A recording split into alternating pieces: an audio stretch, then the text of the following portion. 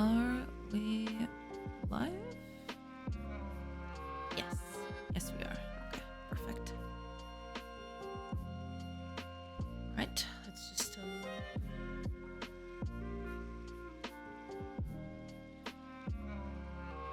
stuff going, I suppose. Need to get the ads running first, though. That'd be nice.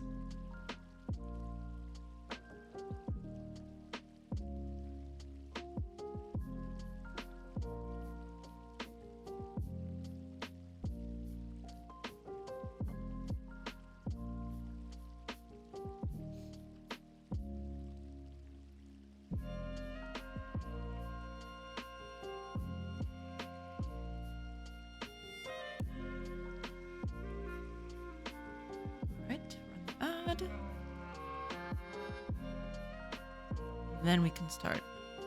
There we go. Okay.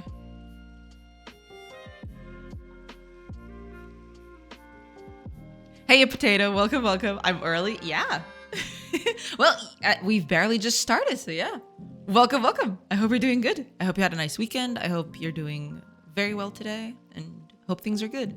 Hey, a Dev Scout. Welcome, welcome. Hope everybody's doing good today. Hope y'all had a nice weekend and stuff. And yeah, we're getting back on it. We're getting back to it. Gonna get ready. Won't yap as much. I'm in the hospital since morning. Ah, is everything okay? Hopefully so. But yeah, no problem at all. Don't worry about it. Hey Ace, welcome, welcome. I hope you're doing good. Hello, hello. Hope things are good.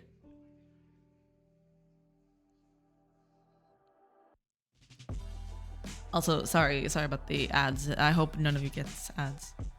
That'd be terrible. Cause yeah, the ads are. Yeah, I usually run the ads right at the beginning, so sorry about that. Sorry. We're sorry. Oh man.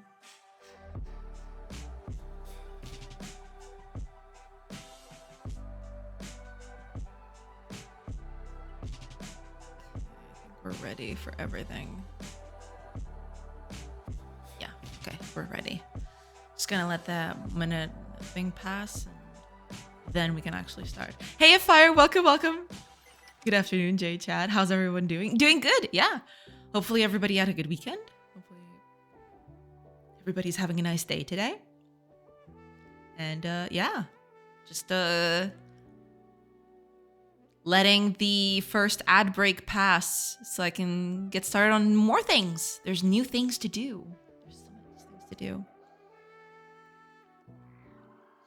I had ear surgery a good while ago, and this morning my ear just popped and had nonstop ringing in it. Now I'm after another surgery. They keep me in for the night to make sure it won't tear, but yes, I'm all good now. Oh, okay, glad to hear it. Yeah, that is stuff like that is no joke. I'm glad you're getting the treatment that you need. Yeah.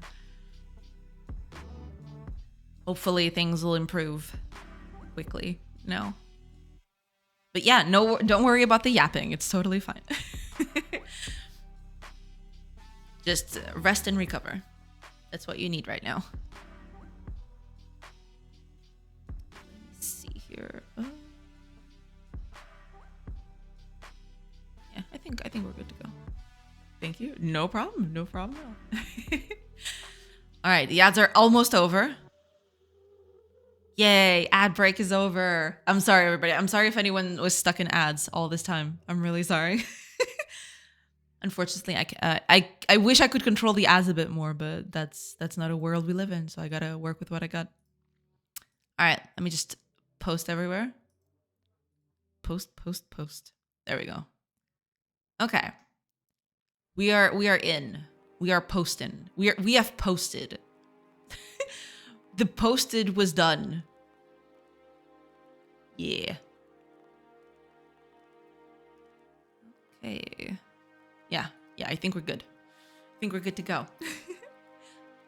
So, as per usual these days, didn't manage, or rather, I did do a few touch-ups on the project, but not that many. I did do a build though. So now if anyone comes in and the game is completely off, at least I'll have this to show people, which is a bit better than previously, which was a pretty old thing. Where is it? Here it is, yeah. I had this old one to show them. I mean, kind of looks the same in certain aspects, but I mean, you show them this, right? And then you showed them this. I mean, it's not even close, right? It's so pretty. Flare! Welcome! We did it. Hey, Flare, thank you so much for the resub. I do appreciate it. Welcome, everybody. I hope you're doing good. Hope things are good. Welcome. But yeah, we did it. Thank you so much, Flare. I do appreciate it. Yeah, just getting ready for the thing. Cause yeah, I did a new build. Yeah,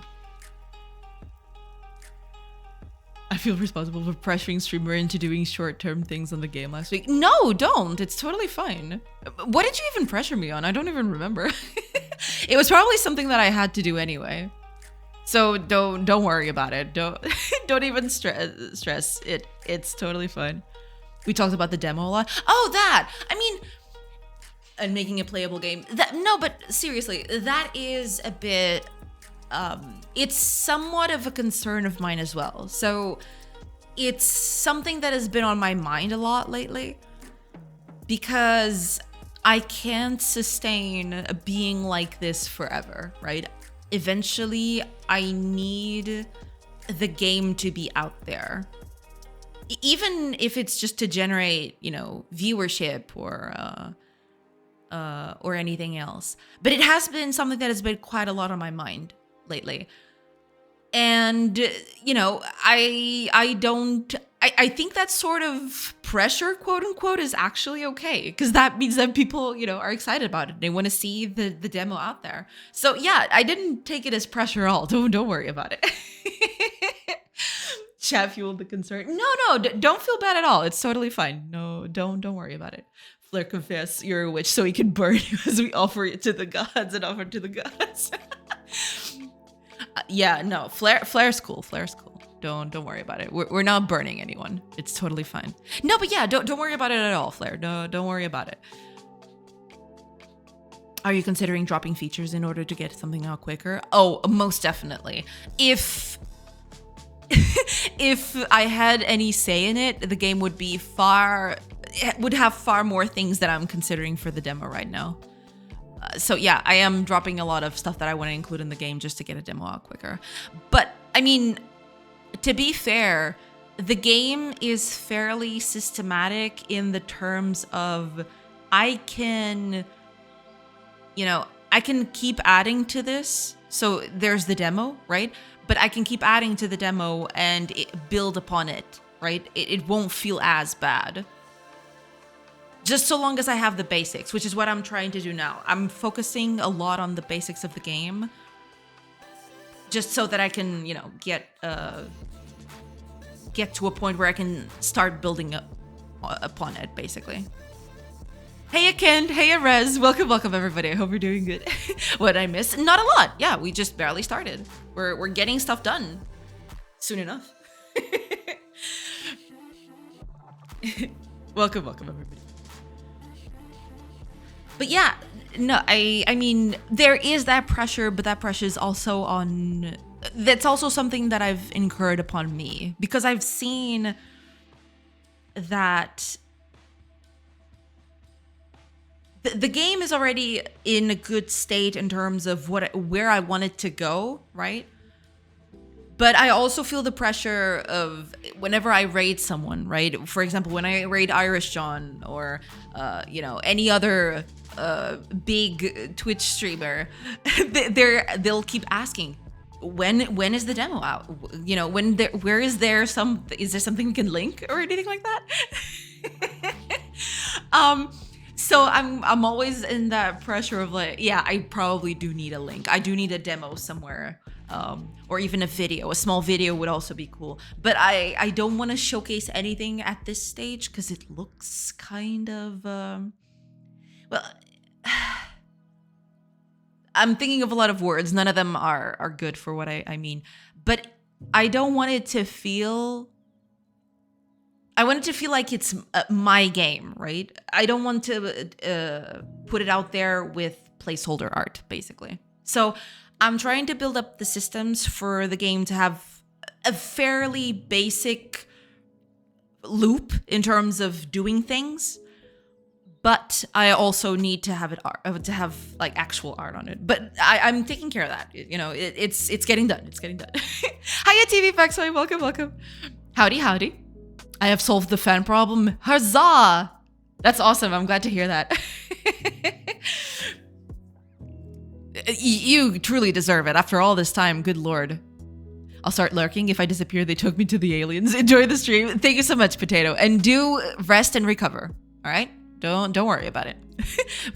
Be careful of those aliens, though. They might abduct you or something. Or so I've heard. Hiya, Cerberus. Welcome. How is your game also an RPG in addition to Colony Sim? Is it like an adventure mode from Dwarf Fortress? Kinda, sorta. So it is kinda sorta that, but not really. So in the terms of you have your own colony to manage, right? You build stuff. You have your villagers. They're doing their thing. But this is the part where the Colony Sim happens, right? So when you leave, this becomes an RPG, basically. You've got your own party right here, and you can use this party to explore around the world. You'll get random events as you walk along, and you do your things. And you get into combat and do a tactical combat like this. So there's turn-based combat up in here and stuff like that. But when you come back to your settlement, you'll still be in the colony sim. So it's a mix of both. But it's not exactly like the adventure mode from Dwarf Fortress because there's always the colony sim happening in the background.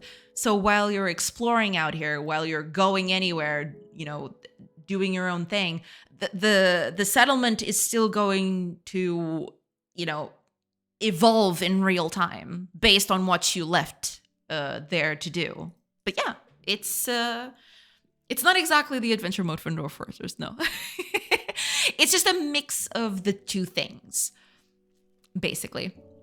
I think that this kind of game doesn't really have the possibility of not being fun. You know, going in that this game is going to be an enjoyable experience if it's done right. Yeah, I hope so, yeah. So there isn't that much pressure to get the game out there just to see if the core idea is any good. I did not express my thoughts very well. No, that's totally okay. I do feel like the game has potential, right? I wouldn't be doing it otherwise. But at a certain point, I also want to start thinking about the most important things to do while I'm developing it, right?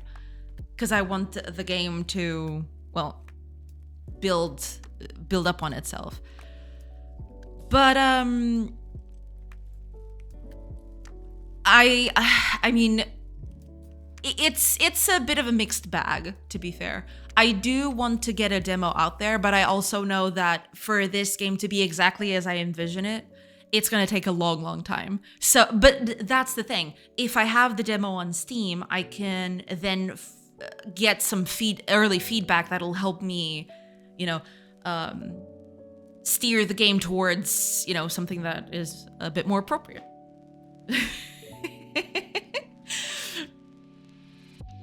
I kind of feel guilty because sometimes I think we derail the stream too much. Maybe it would help you establish deadlines that are visible to all.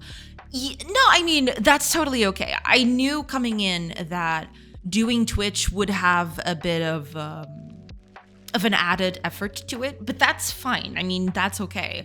Because to be fair, and to be quite honest, sometimes getting stuff done is hard. I think of all the things that I have to change to get something new done in, right? And sometimes it's kind of daunting. The code is getting so large that I get a little daunted by it. But the fact that I have the stream on means that I have Well, not an obligation, but at the same time, it is also an obligation. Like, I have to put stuff out, right? I have to make the game evolve. So it's kind of pushing me forward, you know? It's a bit of a push and pull, but it's not like you derail the stream too much. That's totally okay. That's part of the experience. So don't feel bad about it. It's totally fine. And I do appreciate you all coming here and, helping out and, chatting and everything. So don't feel like you're derailing stream too much. It's totally okay. I wouldn't be doing this if I didn't like it, all right? So don't worry about it. It's totally fine. But yeah, establishing deadlines that are visible to all is also something that I've considered. I do, and that would be part of the whole Steam thing, because when the game is on Steam, I'd have to, publish patch notes of what I'm doing and stuff like that. I don't know. I'll have to think about it. But I do want to get, if not on Steam, at least on itch. I do want to have some sort of a demo of the game soon-ish. And when I mean soonish, I'd love to have it on by July, maybe August. I don't know. We'll see. We'll see if that's feasible. I think it is, but I'm gonna have to cut a few things, I think. We'll see. I'm trying to get this whole village thing that I've started to do, where the villagers go about and, they're not animating now because it's nighttime, like this. But I do eventually want to, as the basic systems get filled in, I think it's pretty close to a state where I can start adding a bit of art to this, but we'll see. We'll see how that goes. Same, but I assume that this is more marketing time for streamer than development time, so it makes me feel less bad. I mean, it's a bit of both, I think. Depending on what I'm doing, it might serve as marketing time. Although I do have a sneaking suspicion that, I'll have to do a lot more marketing than this. But this feels like a good motivator for me to keep on going, right? So it's not like the derailing is, how to say it? It's not, it's part of the experience, right? It's not, don't feel bad because of that. It's totally fine. I think Jed has a good handle. At least when I lurk, there are times of work and times of chat. We just don't notice the work times because we are chatting and just doing whatever. In part, this is a co-working stream for me. Yeah, a lot of people have mentioned that they do it as a co-streamer. Yeah. I don't think Twitch pays the bills even for some very big streamers. I would happily derail this stream if someone would enter here and gift 100 subs if I see, like I see happening on other streams. No, I mean, that's okay. I do appreciate every sub, and it does help. It's not like, because right now, and I don't mean this as sort of a thing for you guys to, feel pressured into subbing or anything. It's nothing like that. But it does help, It's totally fine. Don't worry about it. Purely selfish question. Are you going to have playtests? And how does one get on that list? I will have, I don't know if I will have playtests. Probably what I will do is make the demo public and available to all. And then, so my idea in the long term would be, I published a demo a few months from now, hopefully by July, August, but we'll see. I'm not trying to nail down any dates because, stuff changes along the way. But around the middle of the year, I would post out a demo. And after that, I'd make it public. I'd make it widely available. And after that, I would start, adding stuff to it. So eventually, it would be a play test, but it would be something that would be available to everyone, right? So I would open up a community forum where people would be able to leave their feedback and stuff like that. After that, after a good while where I see that the game is in a good enough state, I would probably enter it into early access, because I think the game is fairly large and it has a bunch of stuff going on.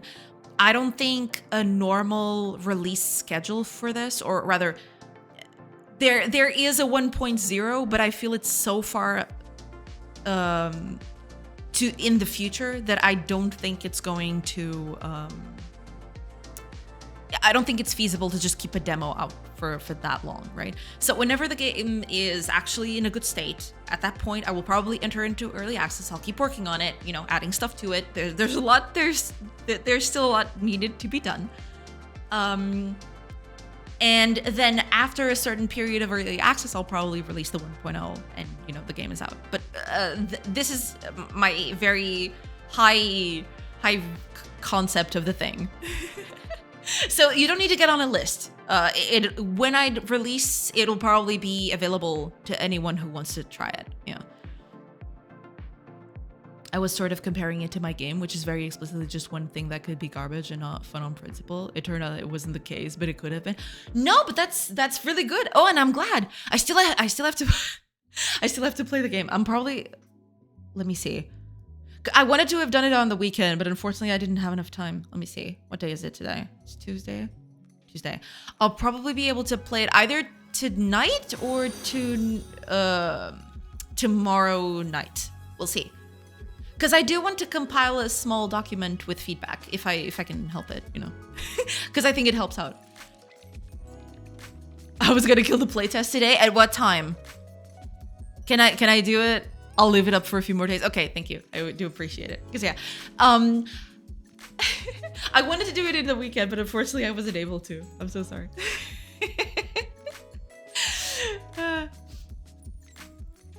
Don't take my works as criticism. I think you're very brave for trying to do your own thing, and I love that you can show us the progress of your work. I also consider this a co-working stream. Well, thank you, I appreciate it. No, and I mean, I don't take your words as criticism at all. It's totally fine. It's in the grand scheme of things, this stream was basically a last-ditch effort from me to try and get a game of mine solely done by me, or mostly done by me, right? To get something up and running. I've had a lot of failure in my career, which is why people often ask me in interviews and everything, you've been at this for 12 years and you don't have a single game out. And yeah, I mean, I have jam games, but other than that, all the projects that I've been a part of either died down or never amounted to anything, right?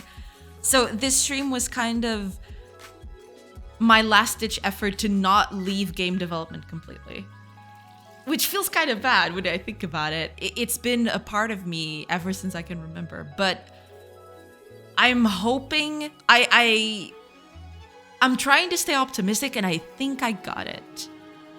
Hopefully. I'm hopeful that this will be a thing, but we'll see. I'm trying to remain optimistic, but I also want to be, you know, grounded. We'll see. But I do appreciate everyone coming here every day. I would never expected to have, you know, so much audience at this point. I'm really I am truly grateful for every one of you who comes in every day and talks and lurks or anything else in between, because it is a bit of validation for me that I'm actually doing something worthwhile, that people actually enjoy the things that I do in my work, right? So I was gonna kill the playtest. Oh yeah, you did mention it. I will leave it up for a few more days, no worries. Thank you so much, Flair. I do appreciate it. I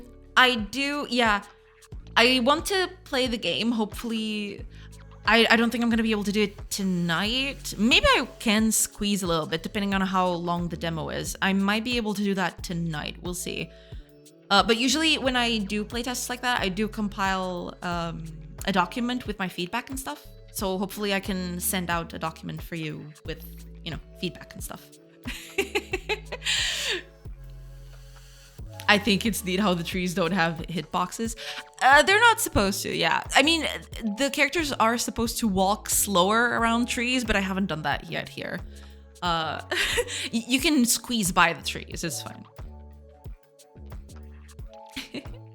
Hi Akadi, welcome. We'll get this done. I hope so. Yeah, I do generally hope so. It is a bit scary, to be quite honest. It is a bit scary sometimes, because I can see both futures happening, it's either going to work and people like it, and I can actually make sales out of this, or it just crashes and burns and I don't get anything at all, and then I don't know what's gonna happen. But I'm trying to stay hopeful. I'm trying to it's gonna hopefully it'll amount to something. That's my hope anyway. Hi, Maluska, welcome. I've been making games for much longer and never released anything. There is that, yeah. But the thing is, well, to be 100% fair, a lot of the work that I've done, because that is something, it is something that a lot of not contractors, what's the name for it? Well, human resource departments, people who are trying to hire me, usually what they'll ask, you've been at this for so long, you never had anything released, right? And to be fair, yeah, I've had stuff released, but none of them have my name on it. Because it's marketing stuff, right? It's those marketing games. Usually those don't get, you don't get credit for any of those. So I have released things here and there. It's just nothing that I can point to. Unfortunately, it's nothing I can point to people and go like, yeah, I did that. So people get a little bit iffy. They think that I've been at this for a while. And nothing came of it. In a way, my last job kind of, I don't know, it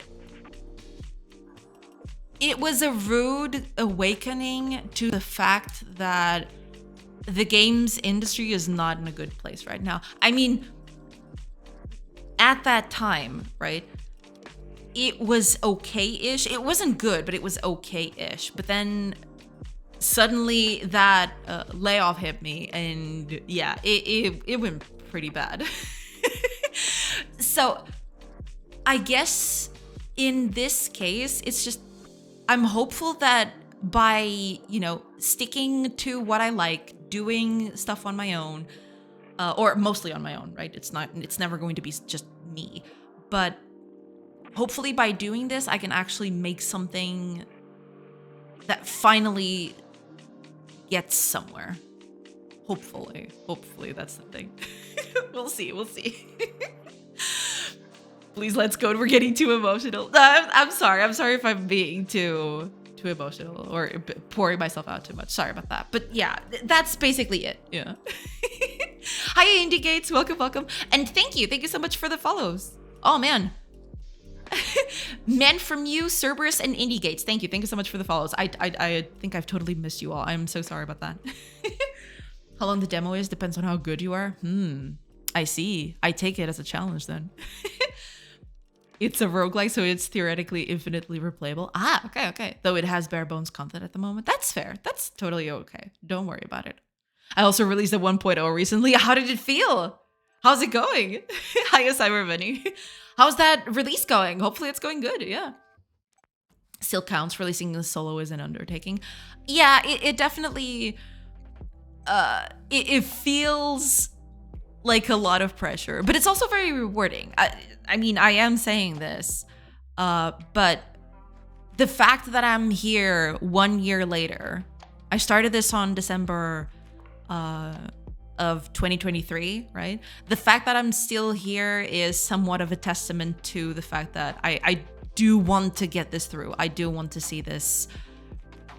Well, I do want to make this see the light of day, basically. And, hopefully I can manage to do that. I have so many ideas. Even yesterday before going to bed, I was thinking about all the ideas that I have that I hope that I can get to make someday. I have so many things that I want to do, but it's not all dependent on this, I don't think. Because even if I get a job somewhere else at some point for something, no matter what it is, I think I'm still gonna, just dev on the side. Not a lot. It's not gonna be at the same rhythm that I do here, of course. Not even close. Because I have tried to do game development after work, and this was before where I had to go to my job physically every day. So I would come home super tired and have no patience for for development or anything. But yeah, we'll see. We'll see. I want to stay confident. I want to be realistic, but I also want to be positive in the sense of, hopefully I can get this game out there. We'll see. I've worked on lots of products that don't carry my name. Yeah, that's the thing. I think eventually it's just a matter of the whole, it's a matter of fact for the industry. Yeah. Should we do a stream group hug? Group hug! Group hugs for everybody that wants them, of course, unless you don't want to. If you don't want to, that's totally fine too. Hi, Alila, welcome. After 1 year, those workers keep dancing. Yeah, I mean, I'm going to try and see if they, eventually I want them to have animations. I'm actually going to work on them today.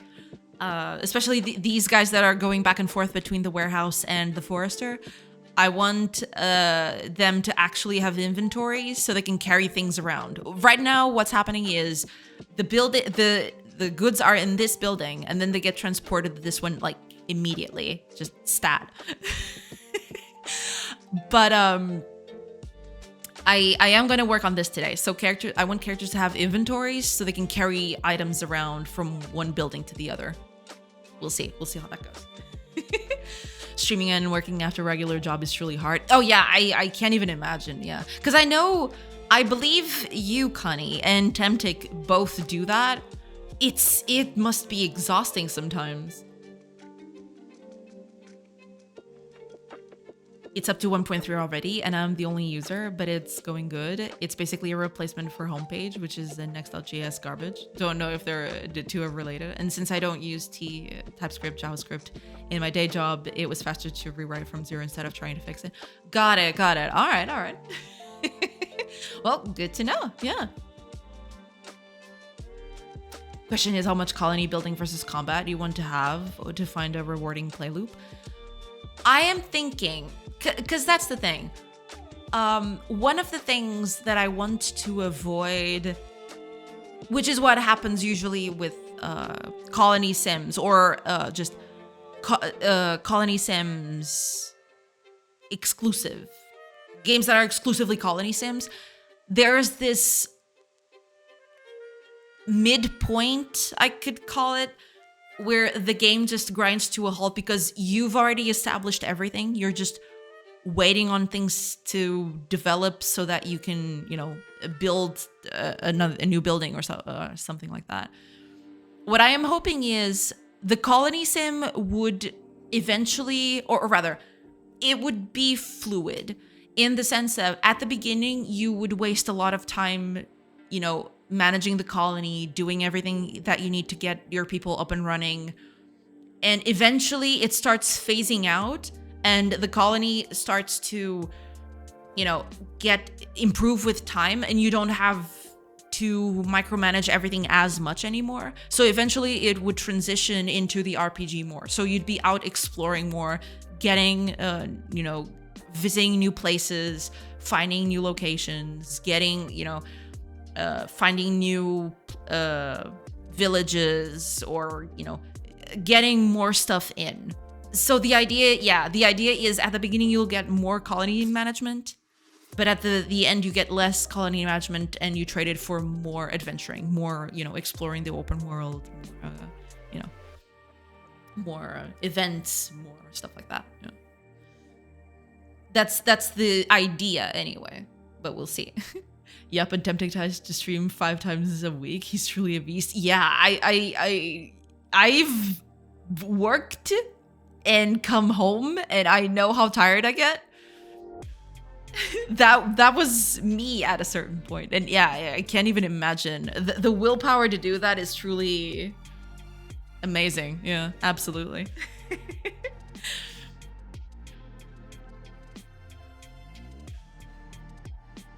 All right. Shall we do this then? Shall we get to today's thing? Hey, Cube Miser, welcome. This is why I only end up streaming the every other or every third Sunday. I see. I mean, yeah, at that point, then yeah, just the fact that you stream at all is, incredible. Yeah, life's too busy. Yeah, absolutely. For creative stuff, I found getting up earlier and doing the creative stuff at the start of the day is easier than at the end of the day. Just need to adjust your sleep schedule. There is that, yeah. But depending on how you do that, sometimes if I don't have I would say at least an hour at the end of the day to,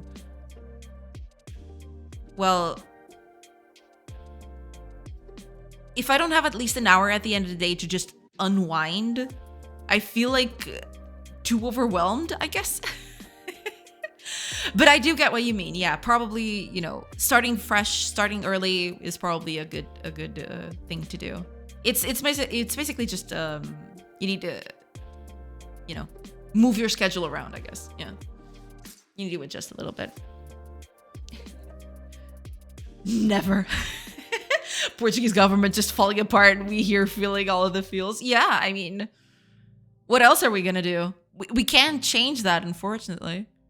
I don't know if we're going to elections or something, but until that happens, we can just sit here and just be chill, just be here with our feelings and try to do our best.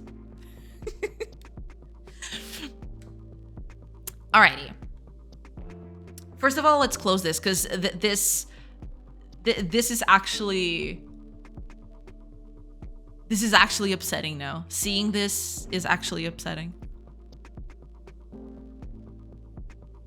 I mean, can you imagine? Look at the difference. I mean, it's not exactly the same, but oops. What did you do? Look at how more expensive this looks. It's so much prettier than this. I don't know. I just wanted to Okay, let's close that build and never open it again. This is the new build. This is the new thing, all right? If the game breaks, I have a new build. I made it just this morning. Just in time to, if anything happens, if I have to showcase the game to someone, I'll have a build ready for it. Now, let's get ready for this. Here's what we're gonna do today. As I mentioned before, just gonna, get that done. But you see these characters walking back and forth? They are transporting items between this building and this other one. So the warehouse is trying to get all the goods from this building. And you'll see there's 14 wood and 16 herbs here. If I pass an hour, skip that. You'll see there's no longer goods in here, right? And they got transported over here. So what I want to happen is, I don't want this to happen. I want the characters to put these goods, so these things that are here, these goods, I want them to go into the character's inventory. And from there, that's where they get put into the warehouse. Because that's another thing that's happening right now, which it shouldn't. For example, the two characters are going back and forth, but technically there's not enough goods here to allow for that. What I mean is, these characters are basically transporting the same goods back and forth. This is why you have so many wooden herbs, because these are getting duplicated. So by implementing inventories on these characters, I'm hoping that I'll solve a bunch of problems all at once. The first one being by doing the transportation through the characters, through the inventory, I will avoid the fact that these characters always think that there's goods on this building when another character is already taking care of that. So that's number one. Second one is, eventually what I want to do, and this is something for the foreseeable future, maybe medium, maybe far future, I don't know. But eventually, imagine that this warehouse is way up here, right? It's really far away. For every world space that they have to travel, I want to add an hour to that thing, to that action, for example. So if I were to transport goods from here up to in this corner to here, it would take quite a bit more than just being next to each other, right? This is to promote people from, getting a bit of an industry going and getting a few buildings placed nearby so that they're more efficient. But right now, what's happening is as soon as 1 hour passes, that's it. The action's over, no matter how far they are from each other, right? But that's what I want to change eventually. It's not going to happen right now, but this also allows me, for example, because the items are stored in the character inventory, the character can just walk around here, and I don't have to worry about whatever I need to do, right? None of that. So yeah, that's what we're going to do today. I'm going to start with implementing a little bit of a character inventory. And then after that, I'll see about changing the carrying thing so that you don't get duplicates anymore. That'd be bad. Yeah, there's that. Hiya, Julian. Welcome. Hello. How's it going? Doing good. Hopefully you're doing good too. Welcome. I hope you're having a nice Tuesday. Hello. Where can I send my CV to be a beta tester? I'm cheap. No, I was just mentioning that a while ago, Lilo. Probably no need to send CVs or anything. I'm thinking, this might change, of course, but my initial thinking was to just put out a public demo and everybody would have access to it. So no need to send any CVs or anything like that. It would just be a public open demo that people could try out and send feedback on. You know, that's totally fine.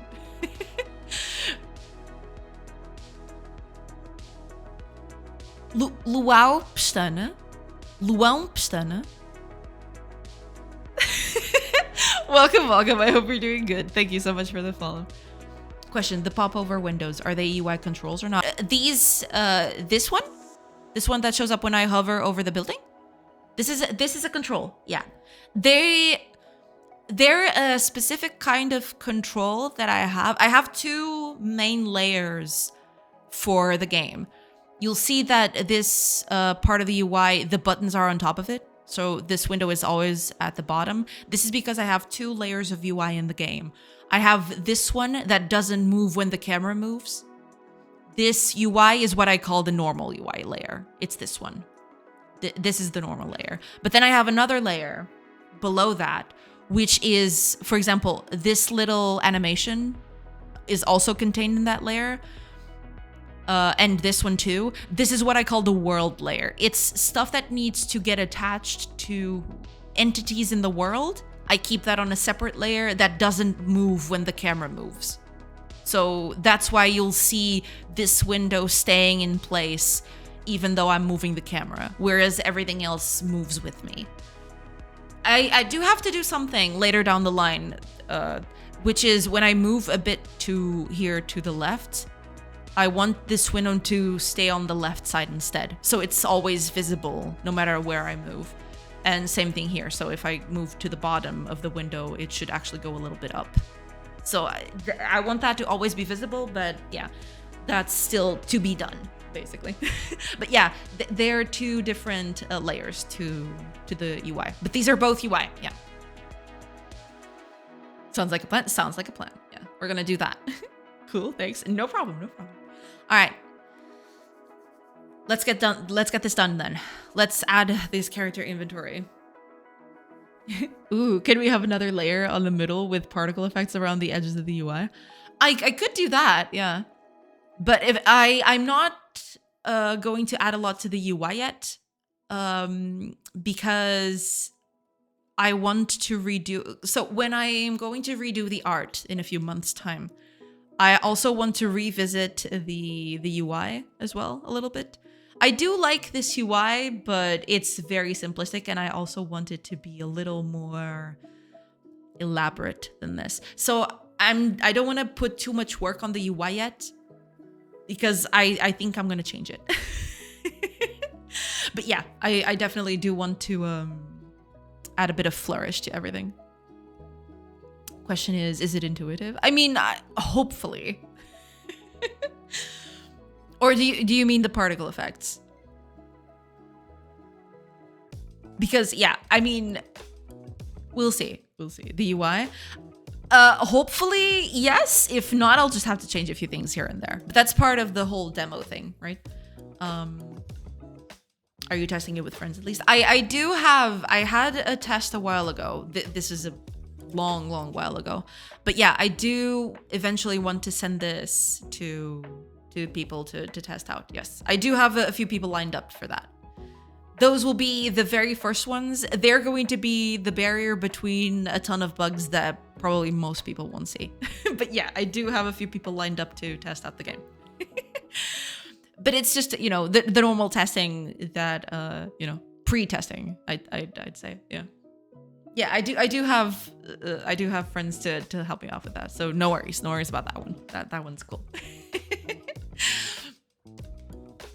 Alrighty, let's get this inventory done for these characters. Let's see what's happening. Because that's the thing. I am moving stuff around. The goods are getting moved around, but I need to keep them in check. Let's see here. Let's go over to our entity data. Here we go.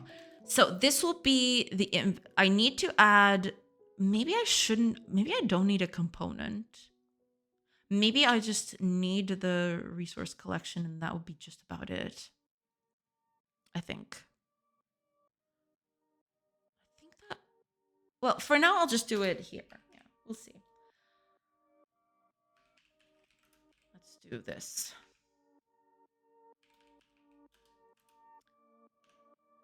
So this would be their inventory, I guess. Yeah, something like this. Hey, NX! Welcome. I hope you're doing good. Hello.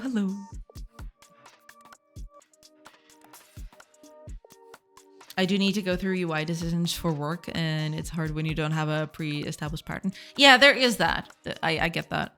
But, you know, I might check what I can copy from other colony sims. Yeah, I do want to do, at some point, I do want to visit some of the games that I've played and that have influenced this one specifically.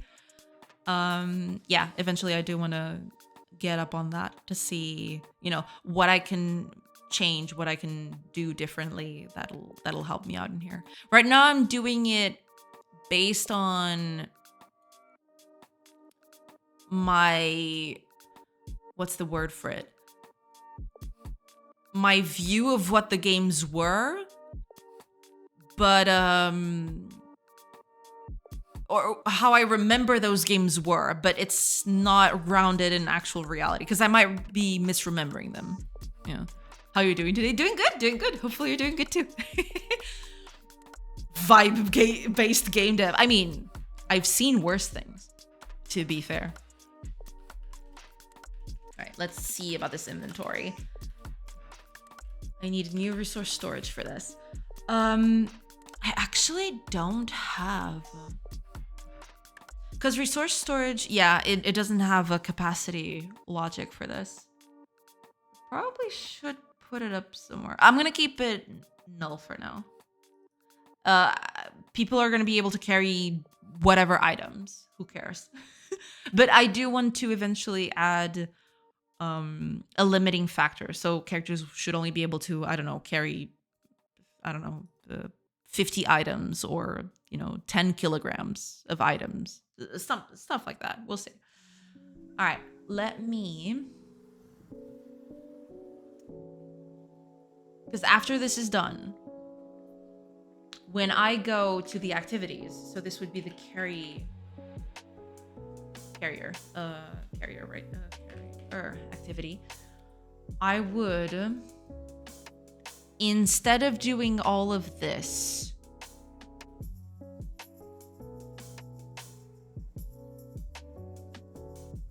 I'll need to do this slightly differently.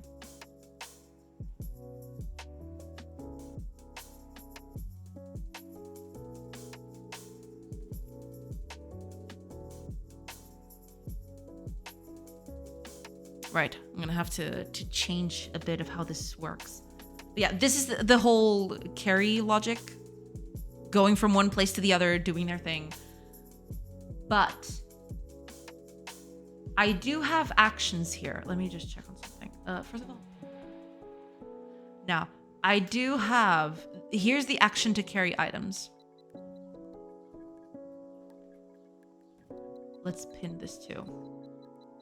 So I have an apply, which what it does is, get everything So I move from the storage. I move the items from the building where they should be to where they should go, right? But this is not going to be the same thing anymore. That's not the way to go now. Because what's going to happen now is I do still need the from building. And I still need this. But what I need to do is these items, when I apply, so apply is when the action finishes. So this is right now, it's per hour. So when the hour passes, this is what happens. The resources get moved from this building to this building, right? And that's okay. But what I want to do is slightly different now. As soon as this action is, well, set to be done, I want to move the items from the building to the inventory instead. And then when the action finishes, it goes from the inventory to the storage where it should go. That's it. So here's what's going to happen. I'll need a new thing. What am I going to call this? And this one's going to change its name. Now this name is not going to be, I'll do something like start.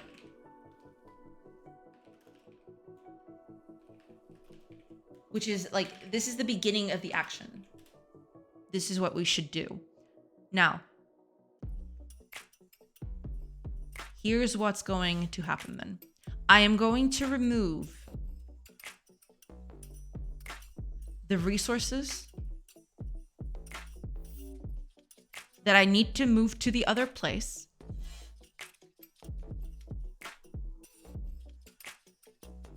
Into our inventory.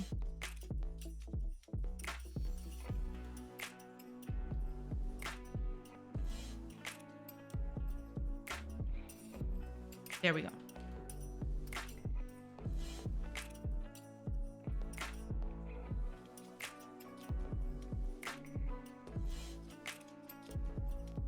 There we are.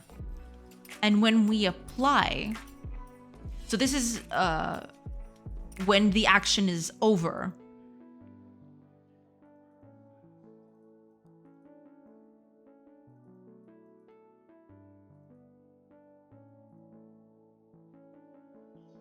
Let me just check on something.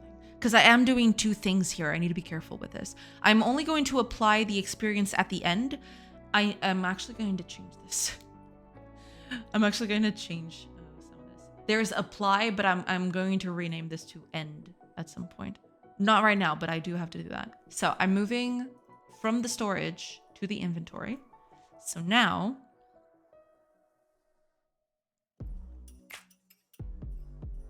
this is both the same thing. So here, when the action ends, I am going two things. I am going to add resources and I'm going to remove them from my inventory. Actually, let's do this reversed. There we go. We remove from our inventory, place it on where they should go, basically.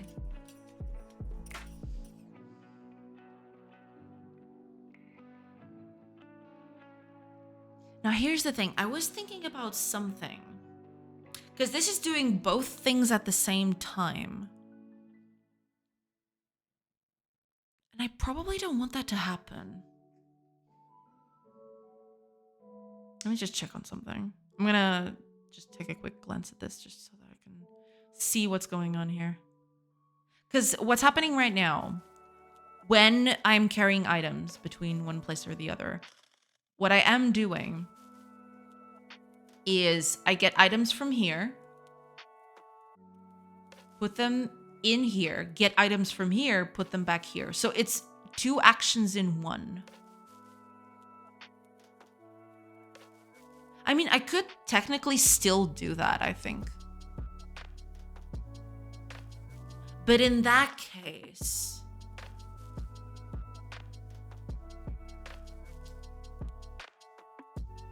In that case, I want things to be slightly different. Because, for example, imagine it takes 2 hours to do this, right? I am going from one building to the other, and it takes 2 hours to do the round trip. At the end of the first hour, the items from here to here should already be here. But it's only when the characters move from the warehouse to the forester that the action ends, per se.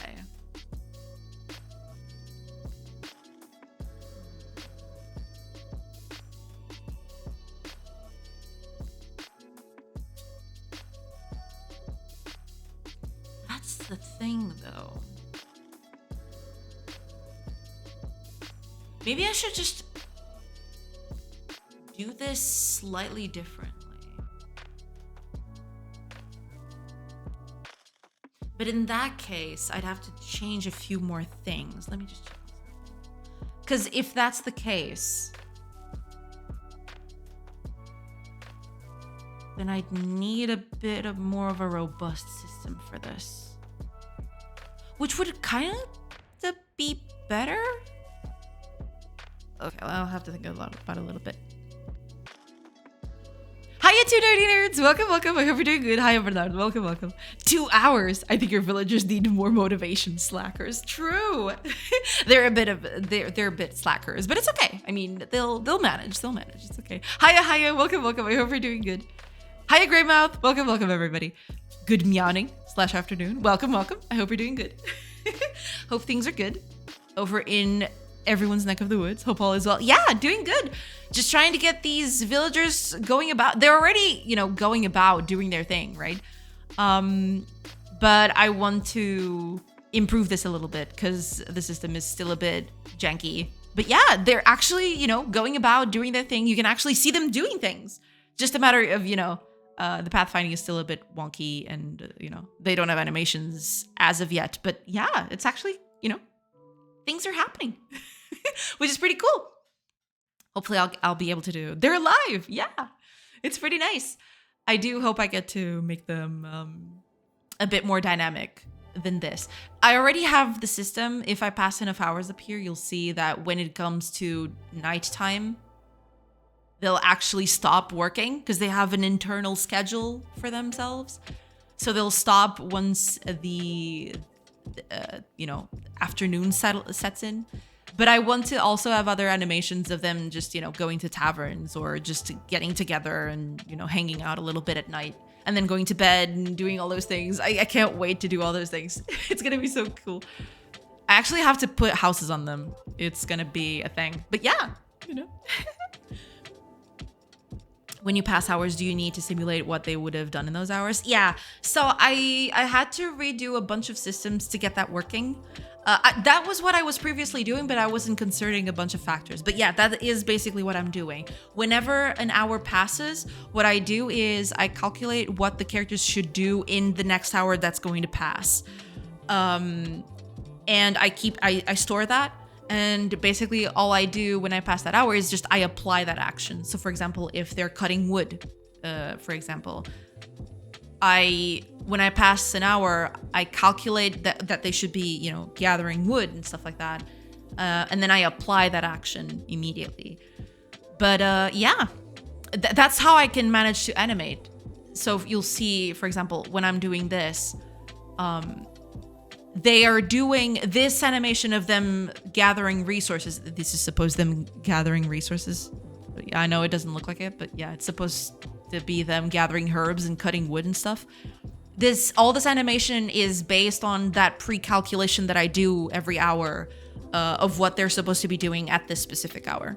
And yeah, they don't change job midway yet, because I haven't done that yet, but eventually I want these trees to get cut down and you'll be able to actually open up space for all of them. But yeah, hopefully eventually. I also dab on trees whenever I want to collect wood. Seems normal to me. I mean, yeah. I'm glad finally someone sees sense.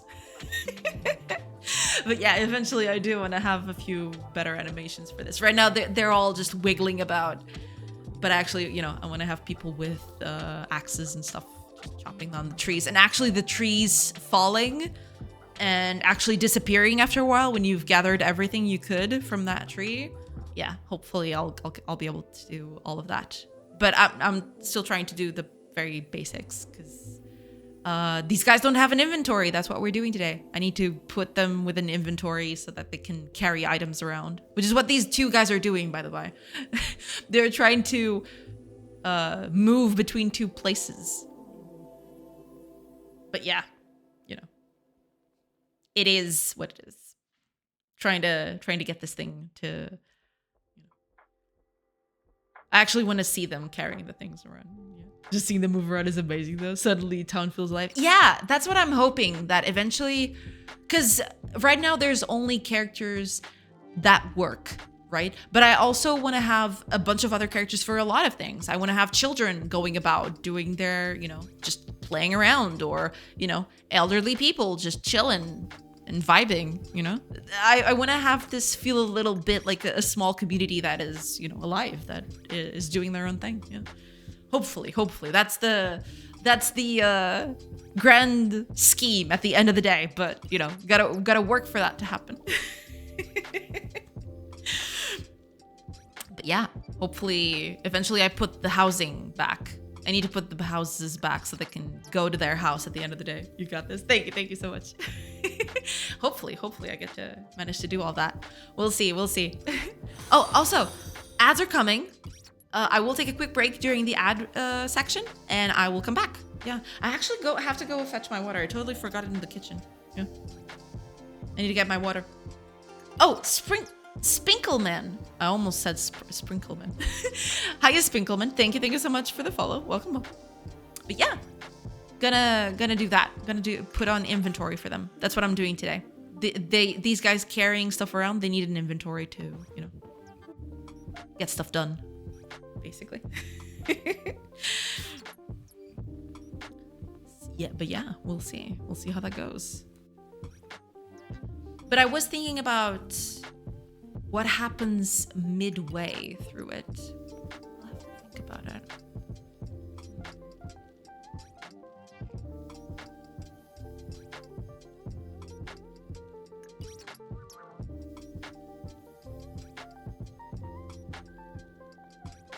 Maybe I don't need to do that.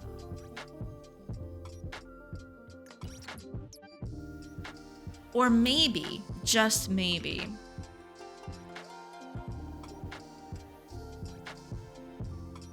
I can do something like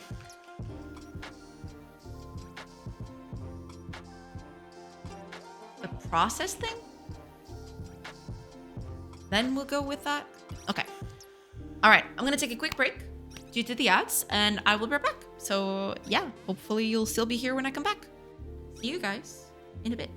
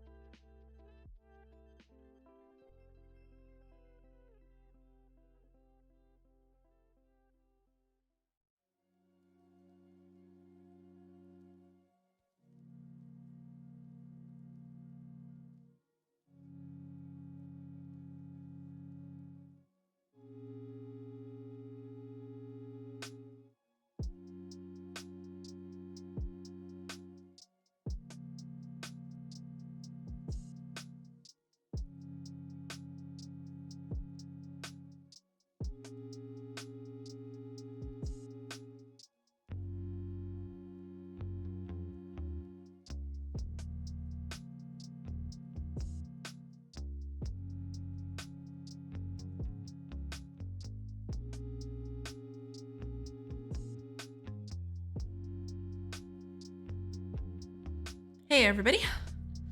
Sorry about that. But I got my water now. Cheers.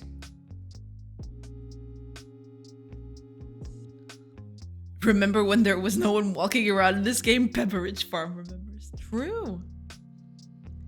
It's actually kind of wild seeing all the characters going about. I didn't think it would add as much as it does. It still feels kind of static because there's nothing happening in between. I want to have a bit more of the dynamism to the world, but just the characters walking around actually adds a lot more. Yeah, it's pretty nifty. I hope I can get to do more. I really want to. The village is going to be a core part of your experience, so I actually want to make it as lively and as animated as possible. Hopefully I managed to do that. Imagine having peasants and not being able to put them to work. True. Howdy. Welcome, Jacob. I hope you're doing good. Hello. Hope things are good. Actually, I just realized something. Instead of apply, I'm not going to do apply.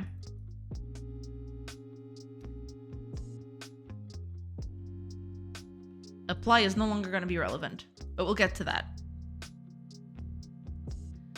So here's what I'm going to do. Because these things can take several hours. Smalls! Thank you so much for the raid. Welcome, everybody. Let me give you a shout out before I forget. I keep forgetting sometimes. Hopefully What? Welcome, Smalls. I hope you're doing good. How was your stream? How are things? Hopefully everything's good. Yeah. How are your projects? How is everything going? Tell us all about it. It's going? Okay. If you want to share something with us, feel free to do so in the chat. No problems at all.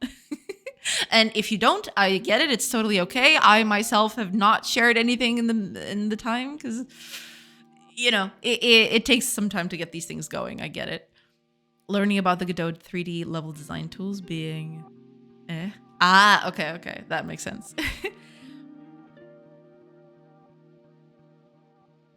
When you mean 3D level design tools, is it something like what was the name for it? There was a plugin that Unity eventually adopted into their own thing. What was it like? What was it? Pro something? Basic blockout tools. They have CGS inbuilt. Is that the thing? CSG?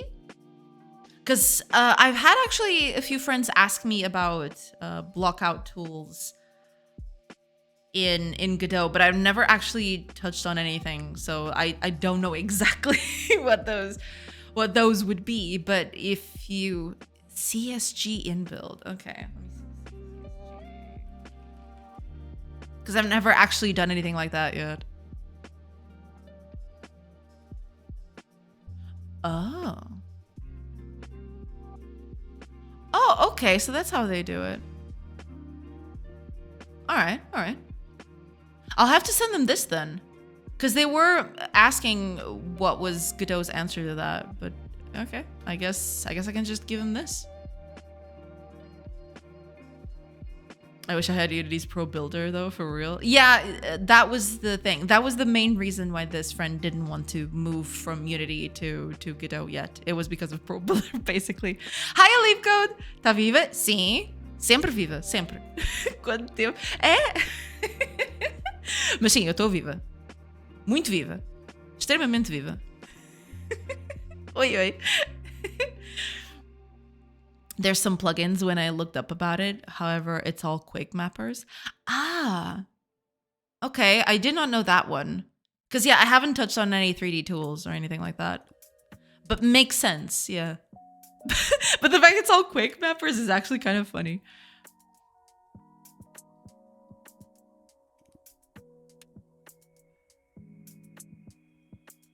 But yeah, this is actually... Okay, I mean, it's probably not as in-depth as Pro Builder, I'd assume. But it's still pretty nifty. does have a few neat things. At least I'm looking at the documentation for it anyway. Does seem to be fairly complex. Got a bunch of primitives. They have a Susan. I mean, it's just a mesh. It probably doesn't have Susan inbuilt, or do they? Maybe they do have. Maybe they do have Susan inbuilt. But yeah, this looks kind of complex already. I mean, it's probably not as user friendly as Pro Builder, I suppose. I guess that's the thing. It was a huge head tilt that diving that rabbit hole. Got it. Yeah, it's okay. It's not great. It has some critical flaws. I see. Makes sense. I guess with time, it'll probably improve. Yeah. So they just exported Suzanne from Blender. Okay. That's why there's the mesh thing. All right.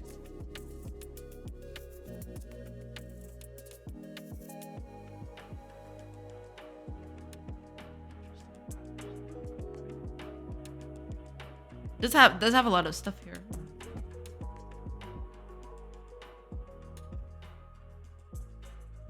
All right. I'll have to show them this. It's probably not as good as Pro Builder though, as you mentioned, but you know, at least it's something.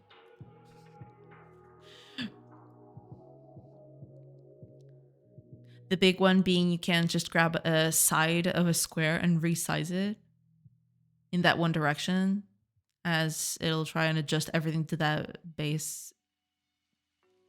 Oh, okay. It's proportions and it sucks. I see. Yeah. It's probably eventually it'll probably improve, right, with time. But yeah, it takes a bit. Yeah. You gotta get it right the first time. Repairing is time consuming and obnoxious. Got it. Got dumped because I crapped myself. Holy crap. Welcome. I just can't C#. I mean, you gotta work on that then. Welcome. I hope you're doing good. You gotta C#, you know? C# is important. There you go. Welcome. I hope you're doing. What is that username? I know. A crappy breakup. I see. I'm awesome. Hope y'all are having an incredible day. Welcome. I hope, yeah, we're doing good. Hopefully you're doing good too. Yeah. Things I've worked on. I did the levels for Foodbox's block shop. Oh yeah, you did. You did mention that a few streams ago. I do remember that. And eventually it came out. Yeah. My manager today misspoke and called it C#. The inner child and became. I can probably imagine. Yeah. Incredible. Blockshop got an official third-party video review. Ooh, really? Oh, that's awesome. That's pretty cool. I did not know that. When did that happen? Was it a few days ago? Because Fullbox came in, I don't know, was it on Friday or on Thursday? I don't even remember. But he came in one of those days, and he didn't mention that. It's so cool. Yeah, that's pretty nifty. That's awesome. So now they can spread the terror of 2.9. Or so I've heard. I've heard that 2.9 is a big one.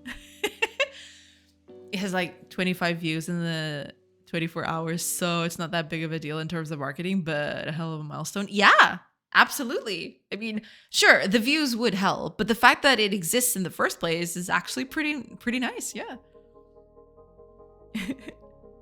That's awesome.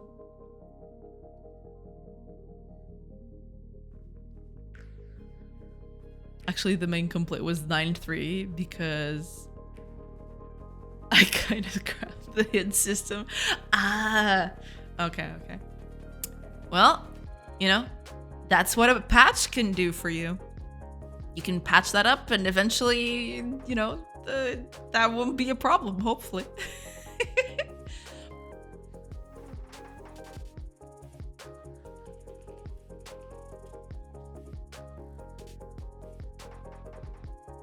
Let's take this out. We're gonna do a thing. But in terms of a playable solo project, Project Speed. Let me see. I think you've mentioned it. I think I've played this. Let me check again. This was the platformer with the momentum, wasn't it? I think that was it. The platformer with the momentum. They had to keep up momentum to get going. Yes. Okay, good. Yeah. But it's actually quite different from what I remember. I mean, you didn't have this art in. It was a bunch of gray boxing. It actually has a bit of art now. It looks cute. Very cute. Very cute.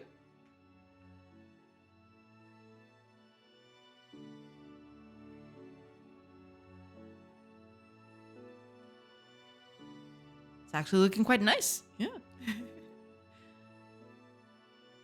Which I called Done Last Christmas. I'm probably not going back to it. Ah, I see. Okay. Blockshop looks really cool. I played a game like that time ago. I couldn't remember. You probably saw the control test version versus the space demo. Yeah, that's because I don't remember the art. I think it was all, what was the name for it? It was all gray boxing, I think, back when I tested it out.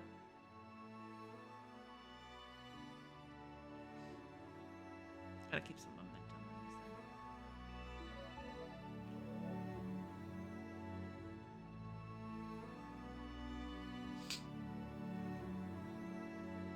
Yeah, but it's looking very, very cute. So are you going to work on something else now? Are you gonna just, because you did say that you didn't want to work on this one, or that you weren't gonna jump super late, like silly late? I see. But are you gonna work on something new then? Are you gonna abandon this altogether? Oh crap, I missed that. I'm working on a 3D momentum project instead. Ah, okay, that makes sense.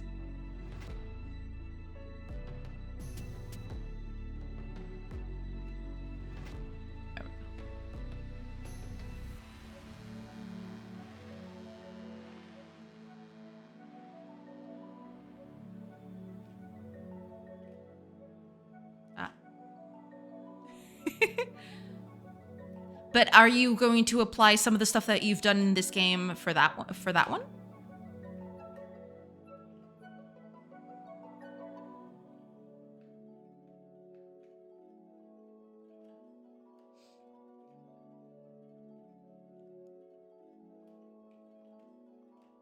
see here.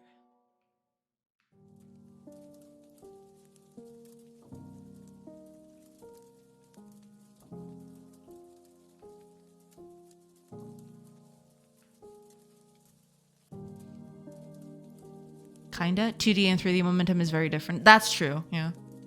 This game did help me with fundamental vector math, so that always stays useful. Yeah, that's the thing. You can probably apply a lot of what you learned here to another game. That's true. You could probably even make a small library out of it. And then adapt it to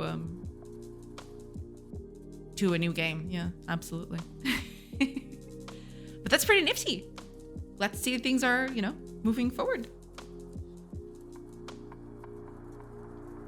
So, okay, here's a question. I'm not sure if you're able to...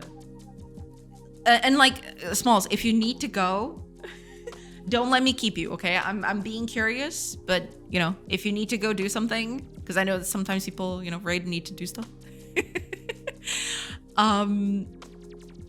Why the change from 2D to 3D? What caused that change? Why did you want to do that? This is just me being extremely curious. That sounds like nerd stuff for programmers. Maybe. I wouldn't know, actually. I wouldn't know.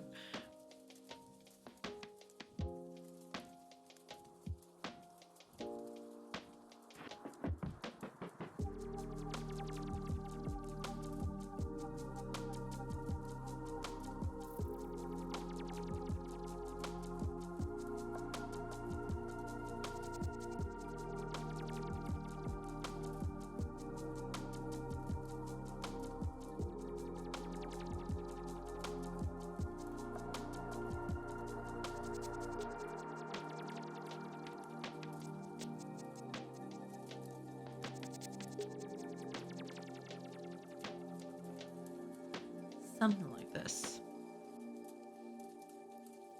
3D like a PS1, modern or something in between.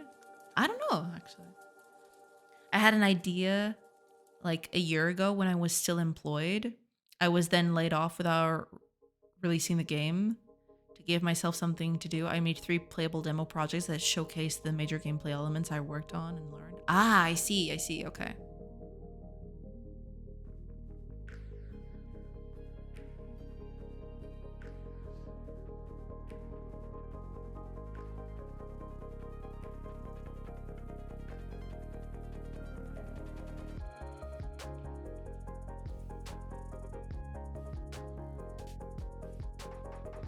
The 2D game was me pushing myself to start actually making something. But after I looked at the project's future, it wasn't an obvious hit. The amount of work needed was drastic. The end goal wasn't reachable without a huge time investment. Yeah, that makes sense. Yeah. So you're gonna start with something smaller, I feel. Or like that's what I'm getting from what you're saying. Yeah. And yeah, that kinda I feel like that works. This idea I'm working on now, I got the core gameplay loop fundamentally functional in 15 hours. That's pretty good. Yeah, that's pretty nice. Hopefully you'll manage to build upon that. Yeah, fairly quickly. Sorry about that. I bumped the mic with the mug. Oops.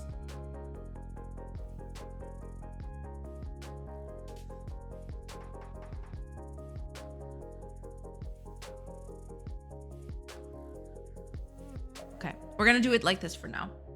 That's fine. This is fine. So we're gonna change this, basically. We're gonna have a void start and a bool process. And this is gonna change a lot of things, basically. But we'll get to you. So.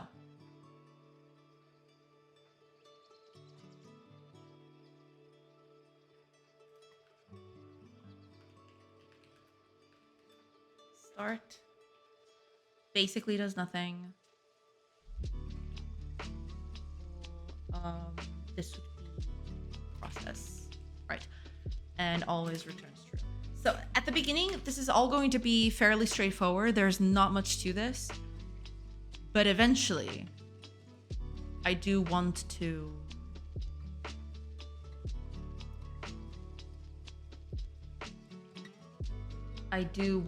keep this a bit more flexible, which is why I'm doing this now, basically. Who said if you can make a prototype in 2 days, you might be able to make the game in 2 years? Something like that, yeah. I don't even want to know what this says about this game. That math for this game, probably not very good. But to be quite fair, I probably could have done a lot more, or I could have sped up the visual part of this a lot more if I didn't focus on the systems. But because I'm focusing on the systems and making sure that everything works from the beginning, that's why it's taking so long.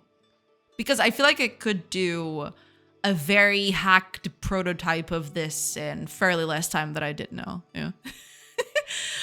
maybe. I'm not gonna, put that out there, but as one does.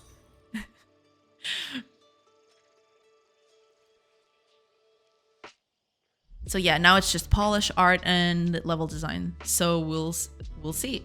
We'll get there. Okay, good. That's actually good. I'm glad that you're pushing through. Yeah. Just need to finish drawing the owl. Oh boy. I know that. I understood that reference. Cool, we're gonna get out of here. Gotta go do my daily run and pretend to stay healthy. Good luck with the shenanigans. Thank you so much, Smalls. And yeah, thank you for stopping by and for the raid. Hopefully you'll have a great rest of your day. Yeah, thank you so much.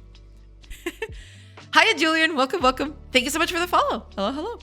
That's the right way. You build systems first. Yeah, that's the thing. The biggest problem with this game specifically is that it's very systems based. It's not something that I can cobble together in a few hours, unfortunately. But I feel like once I have stuff lined down, I can get the game running fairly well. Once I get to that critical mass of systems in there, I can get, I can push out new features pretty quickly. That's my hope anyway. We'll see. We'll see. Okay. Here's what we're going to do. Yeah, this needs to change the name. I want to rename this. Another one, I know. Let's do...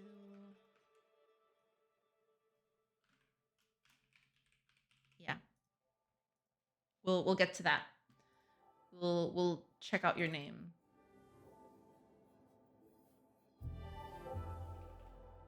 So this is going to be our process, and we'll need another one. We'll need the start one. None of that. Don't need that. Oh yeah, this always returns true because. Right, so here's the thing. I need to... I probably should do this.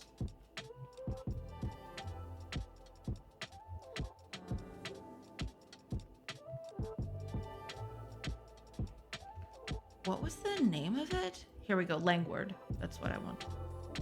Langword, here we go.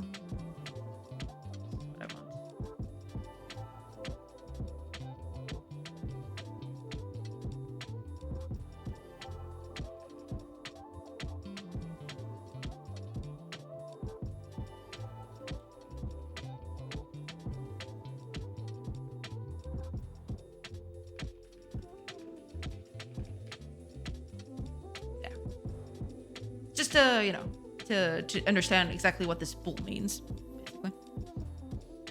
How do you plan to manage dungeons? Until now, everything is on the same map. Zoom in or out. I don't know yet. In that case, we'll see. We'll see. I don't know if I'm gonna have specific dungeons yet, but I will have to tackle that at some point. It'll probably just be something that exists underground or something. I'll create a new layer for that specifically and just do that there, if it ever comes to that. I don't know about dungeons yet. I haven't gotten to that point yet. But yeah, at that case, I'll probably just I'll just have a separate map for those specifically, if it ever comes to that.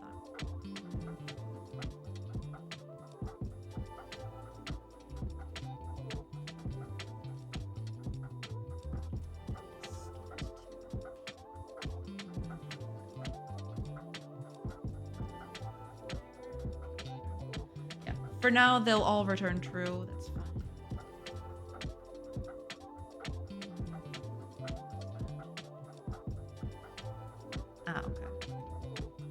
Start goes first. That's fine. Yeah.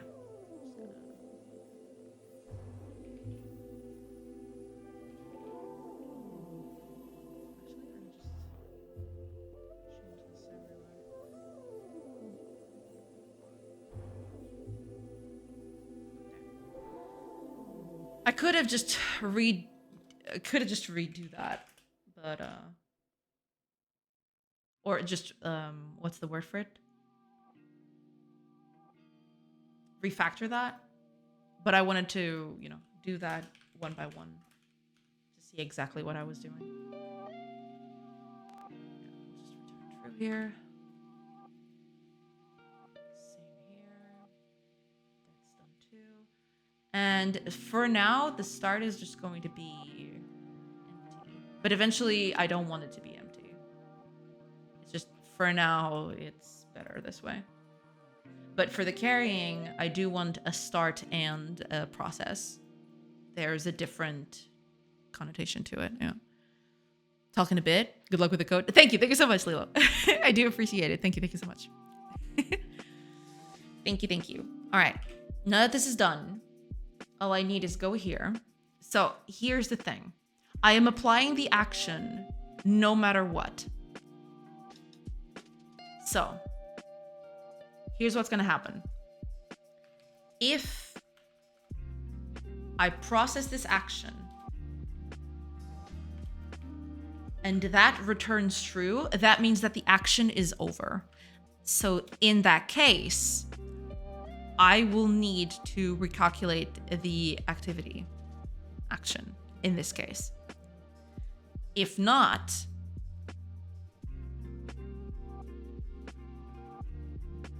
then we'll just keep doing that action.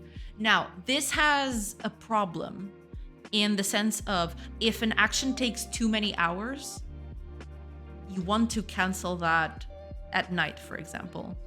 It's not taking into account stuff like that. But for now, this will do.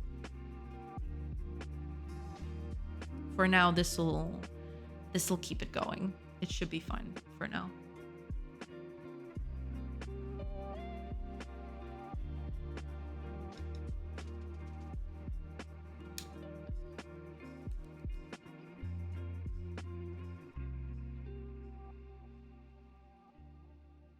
Yeah, I'm probably, yeah.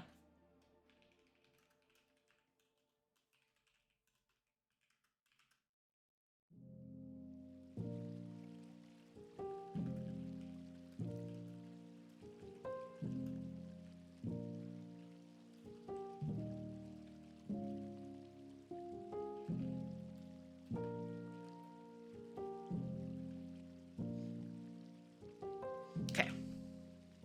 But this'll do for now, because every action just stops immediately, so it's fine. And now with that done, by doing this, hopefully when I carry stuff around, I will remove from that storage immediately.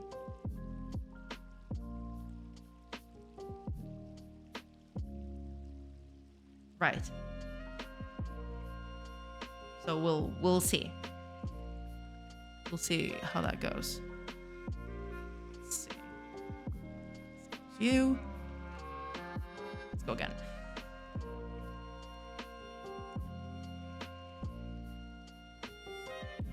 Because if this is the case,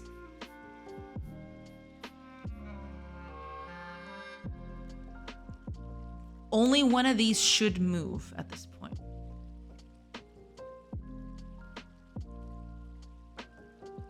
They are not. Interesting. Actually, I want to see. Ah, that's the thing. I just realized something. Get me the entity.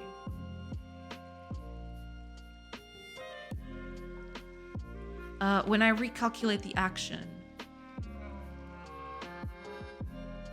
I get the schedule for that activity action. Oh, I need to start this. That's, yeah. Entity. Also, I need to cancel. I just realized.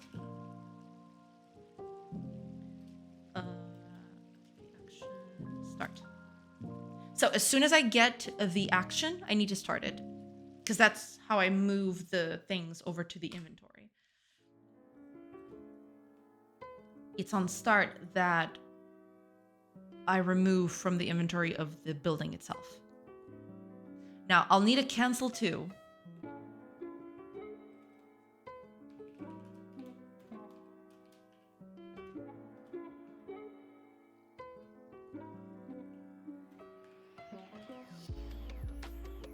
Basically,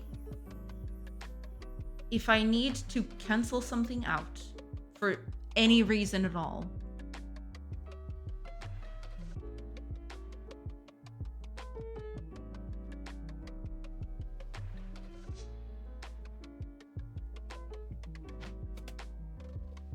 yeah, I should have a cancel. In case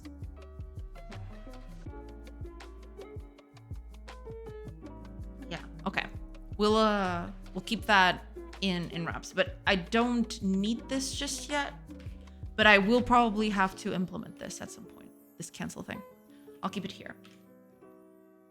But okay, let's try it out with the new system. Okay.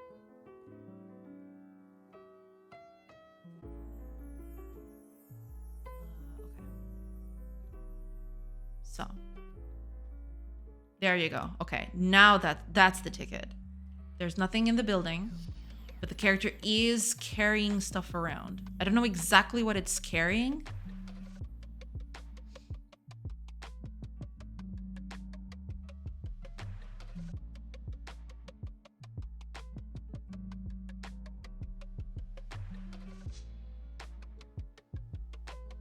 But I can if I do something.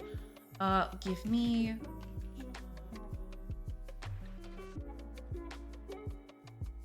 not job, but item.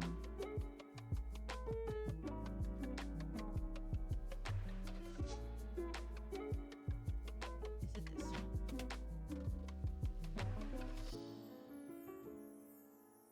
Maybe it is. Ah, hold on. Yeah, okay.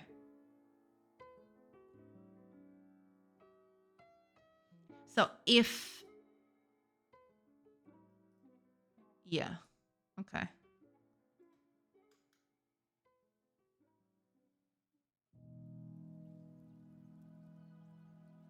That's fine. I need to change this a little bit. But I can actually do...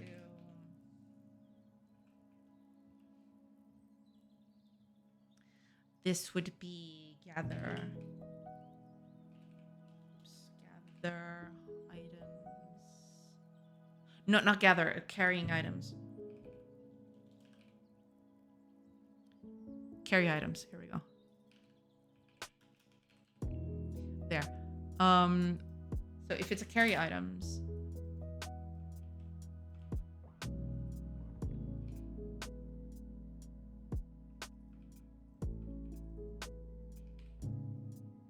resources to targets, something like that.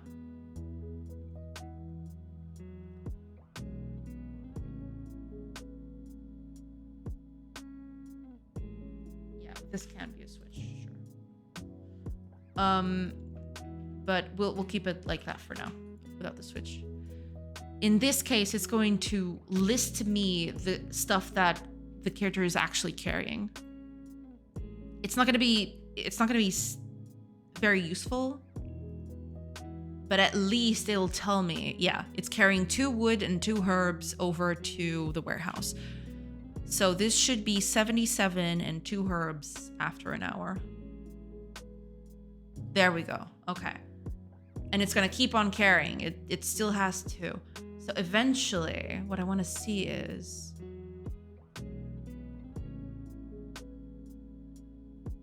Okay. It's going to gather 4 herbs this hour. So the carrying should be 2 wood, 4 herbs now. In the next hour, I mean. There we go. Okay, perfect. And now there's nothing. Okay. But there's 4 here, 4 of each, which is what they're carrying. Okay, perfect. They're gonna just keep on carrying that stuff. Now it's 6 in the next hour. There we go. 6 wood now. Nothing. And, you know, this is gonna keep on. Okay, so that part is done. Are the past X hours per day a debug thing, or will your game actually have it available for players? It's actually going to be like that. It's supposed to be... The best way to describe it would be a turn-based colony sim. So every hour is a turn, and you just pass them up here. I mean, it's not going to look like this.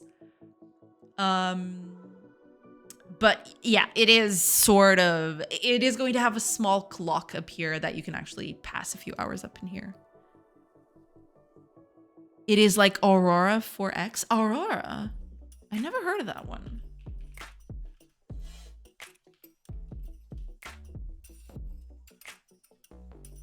Ah, it's a space simulation. I never heard of this one. Interesting. I'll have to take a look at it. But yeah, it's basically supposed to be a turn-based colony sim. Plus an RPG in there. Are we winning? Yeah. It's already working, which is pretty nifty. So now when characters... Well, now it's nighttime, so I gotta pass the night. But you'll see that you can see here, it's carrying stuff around, right? And whenever characters gather more, so for example, they'll gather 8 herbs in the next hour. And now the carrier, you'll see when I pass the hour, it'll have 8 herbs to carry. And you know, now it's nighttime, so nothing's happening. But you'll see 10 herbs right here. So in the next hour, it'll have 10 herbs that they can, you know, transfer over. And if I pass 1 hour, then now I have 10 herbs to carry. And it's all amassing here. Hi, Embody. Welcome, welcome. Is it kind of like dot age? Dot age. Does time pass organically? Sorry if it's a stupid question. No, it's not a stupid question at all. Hi, Sia and Desi. Welcome, welcome. No, time does not pass organically. I mean, there is one time where time does pass quote unquote organically. But I wouldn't even call it that. But for example, over here in the world map, when you're exploring, as you move, time passes. But until you move, nothing happens. But when you move out here, you'll see time is passing when you do this.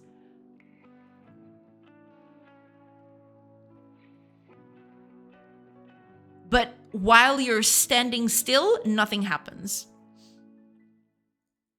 Also, dot age? I think I've heard of that, but I don't think I've ever played that. Dot age.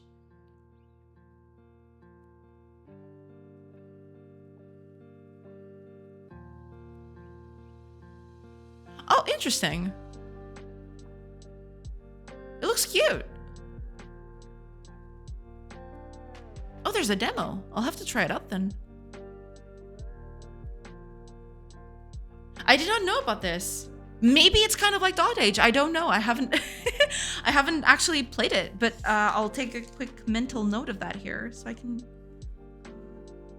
play it out later.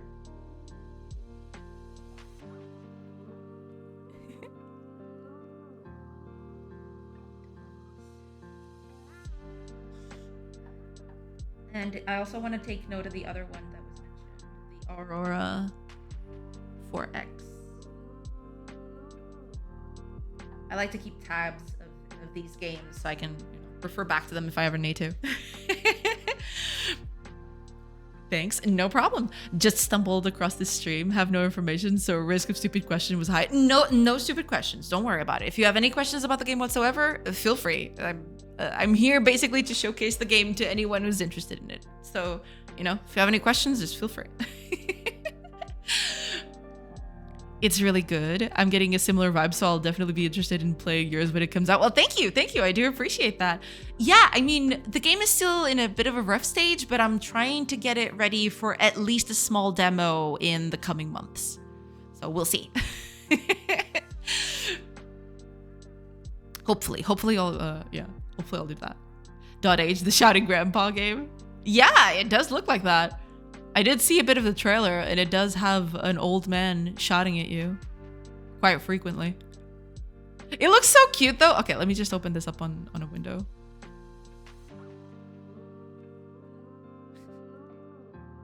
It looks very chaotic, though. I mean, nothing against that. I do quite like it. Ah, but where's the grandpa? I want to showcase the grandpa. Where is it? There it is. But he's not shouting in this trailer. Was that? Ah, there he goes. he was running behind you, shouting at you. Fantastic. It looks very cute, though. I do quite like it. I'll have to test out the demo. There's actually a demo down here. I'll have to test it out. It looks really cute. Well, that didn't look very cute that look quite deadly, but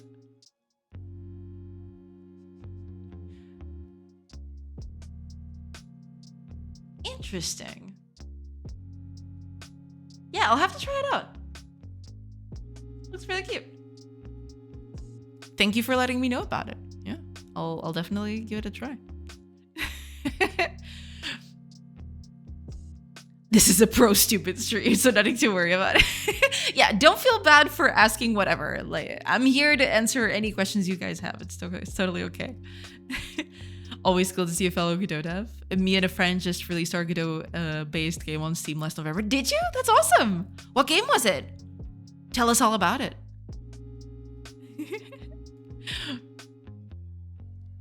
It's too addicting. When I played it the first time, it was like 8 hours just disappeared. I totally get that feeling for a lot of games. Yeah.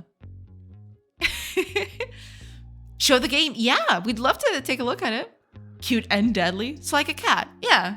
Yeah, you can see it that way. It's completely different to this. It's called Void Stepper. Void Stepper. Look it up.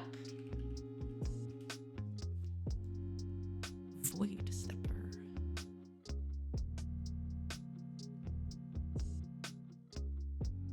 Ooh, okay.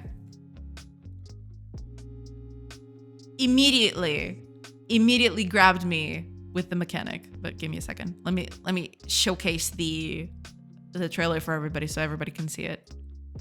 There you go. Void Stepper. Looks neat. Yeah. And the mechanic is very cool. I do quite like it. Oh, there's actually destructible environments. This is really cool though. I really do quite like it.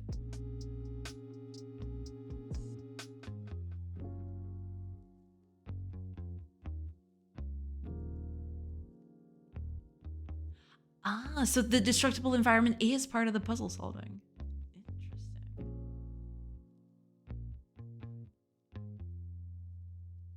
This is sick. It's quite cool. I love the trailer.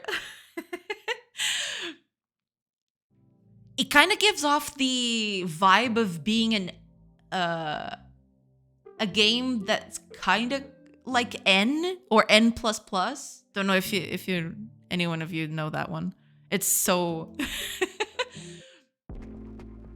it's old at this point. But yeah, it kind of gives off N++ vibes a little bit. And also reminds me of one of the best episodes of Samurai Jack, the white ninja versus the black ninja, which is absolutely great. So yeah, this has got a thumbs up from me. It's a precision platformer. It features destructible terrain, and the gimmick is that you can shift gravity. Ah, so it's shifting gravity. I thought you were going from okay, now it makes sense. Okay. Because I thought you were just shifting between the black and the white portions. But it's actually a different kind of gravity. Yeah, I don't know. I didn't catch that before. Yeah, that makes sense. It's different gravity based on each section. That's pretty nifty. That's pretty cool. Yeah. A game like that is hard to code. Oh, I can guess. Yeah. Those are actually hard to find. Yeah. All credits to Isaac on Fiverr for the trailer. I see. Pretty cool. No, it looks pretty nifty. Especially this transition at the end. It looks pretty good. Love it. N++ was not meant to be an inspiration, but we are both really honored people think of N when they see it. That's awesome. Yeah. No, but it really does look quite nice. I do like it. It's simple, but it definitely has the potential for a lot of cool puzzling. And platforming too. Yeah.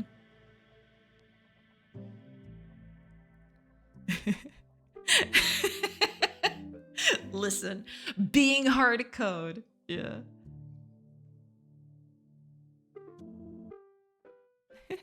How was the reception for the game? I'm actually kind of curious now. Did you get a lot of people, to buy the game and stuff? Hopefully you had a modicum of success with it. It looks quite nice. Yeah. Void Stepper. I love the name. It's so cool.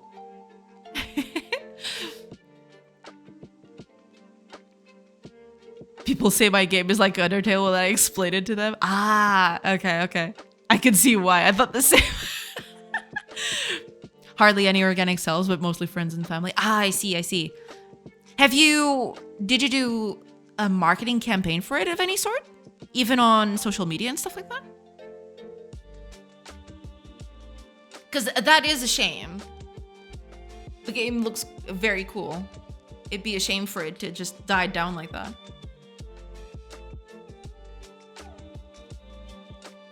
People say nothing about my game. Oh, I'm sorry to hear that, Toag. Also, hi. Welcome. I hope you're doing good. We've tried Instagram and TikTok stories. Ah, I see. Okay, those two I have no idea about. It's actually two social networks that I've never touched ever in my life. Go on. Twitter reflected the wrong message. I think that says more about the human race than about my game. True. It's true. It's actually true. Yeah. Hey, Toak. Welcome. What's your favorite game and what games did you draw inspiration from for this one? Ooh, very cool question. I mean, favorite game is very hard to nail down.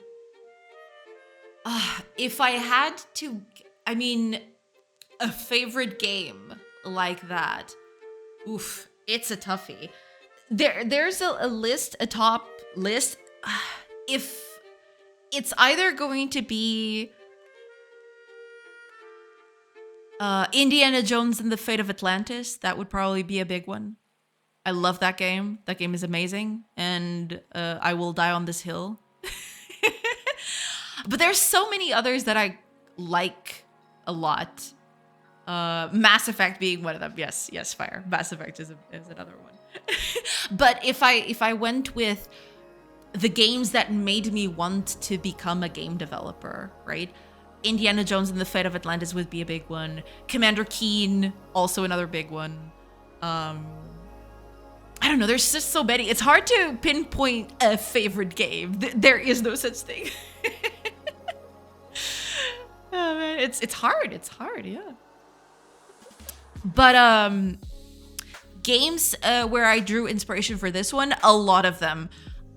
Stuff like the old Sierra City building genre, the Cultures series of games. For another modern example, RimWorld would be an inspiration as well. Final Fantasy, Fire Emblem for the combat, most assuredly, because the combat is all turn-based. It's very much a Fire Emblem thingy. What else? I don't know. There's a lot of influences, but those are probably the biggest three. Yeah. RimWorld based. Yeah, RimWorld is more of Age of Wonders. Age of Wonders is another big one. Yeah. But yeah, I do have a lot of inspirations for this, but if I had to go with the three big ones, would probably be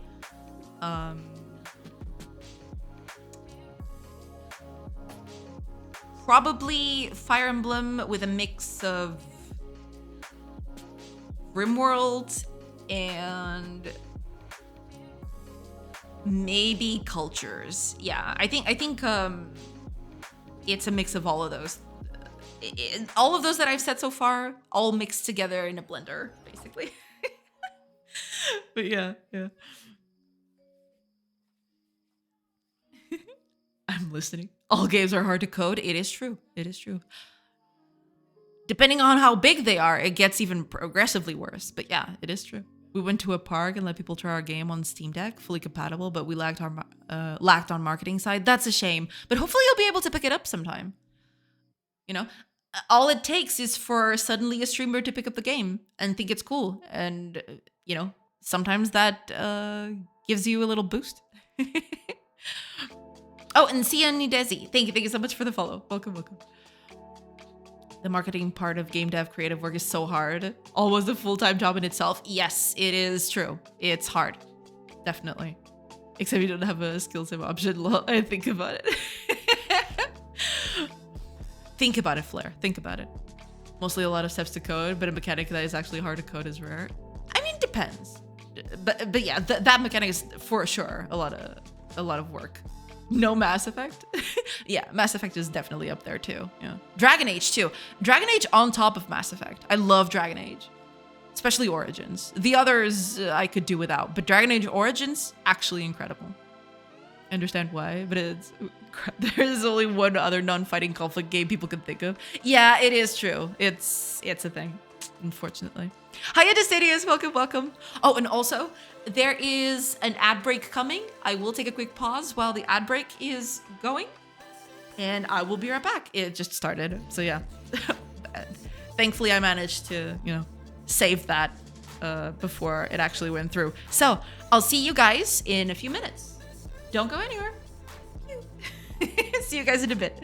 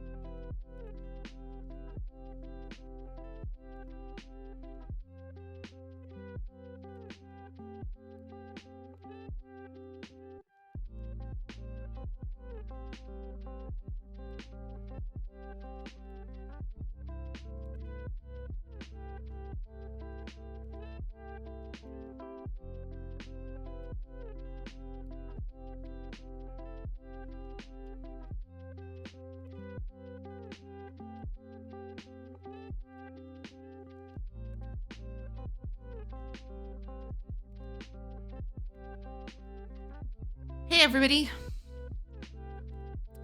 I have returned. Ooh. Y'all are chatty today. Not complaining, just pointing it out. Oh yeah, I just barely said hi to Decidius before I left. There you go. Okay. Hey Decidius. Welcome. Very true. What's the culture series of games? It's kind of like a colony sim of sorts. But you also fight with other people. Cultures is by far the closest in terms of feel of colony sim and, you know, fighting other cities or something like that. Yeah. RimWorld based. I recently played one called Necess that was like a RimWorld / Terraria hybrid, and it was way too fun. Necess. Y'all are just hitting me with stuff that I never heard of, which is good. I want to see what it is. Let's see. Oh damn. Wait, I think I've seen this before. I think someone else mentioned this game at some point. I have yet to try it though. Oh, there was a graphics update. Looks cute.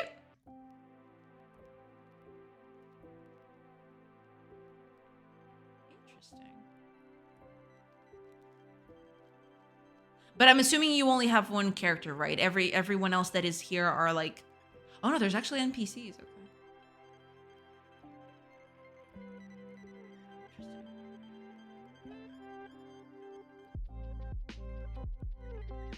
People roping in animals. Love it.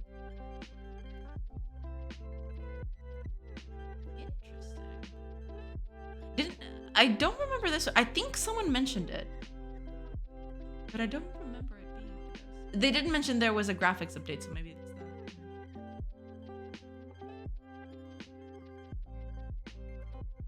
Lots of stuff in here.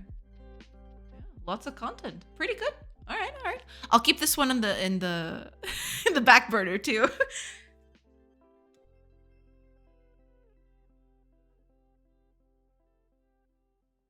I'll have to try it out. Yeah. RimWorld is excellent. I do quite like RimWorld. Yeah. Cultures looks interesting. Cultures is pretty good. Oh, you went and looked for it. That's cool. Oh, also, Derwin. Holy crap. Okay, you already cheered twice. I was gonna get to that. I'm so sorry. Thank you so much for the bits. I do appreciate it. Thank you. Thank you. I will get to it. I'm trying to get through chat, but I will get there. Sorry about that. RimWorld looks cool too. Yeah, RimWorld is very good. I do quite like it. I have way too many hours on that.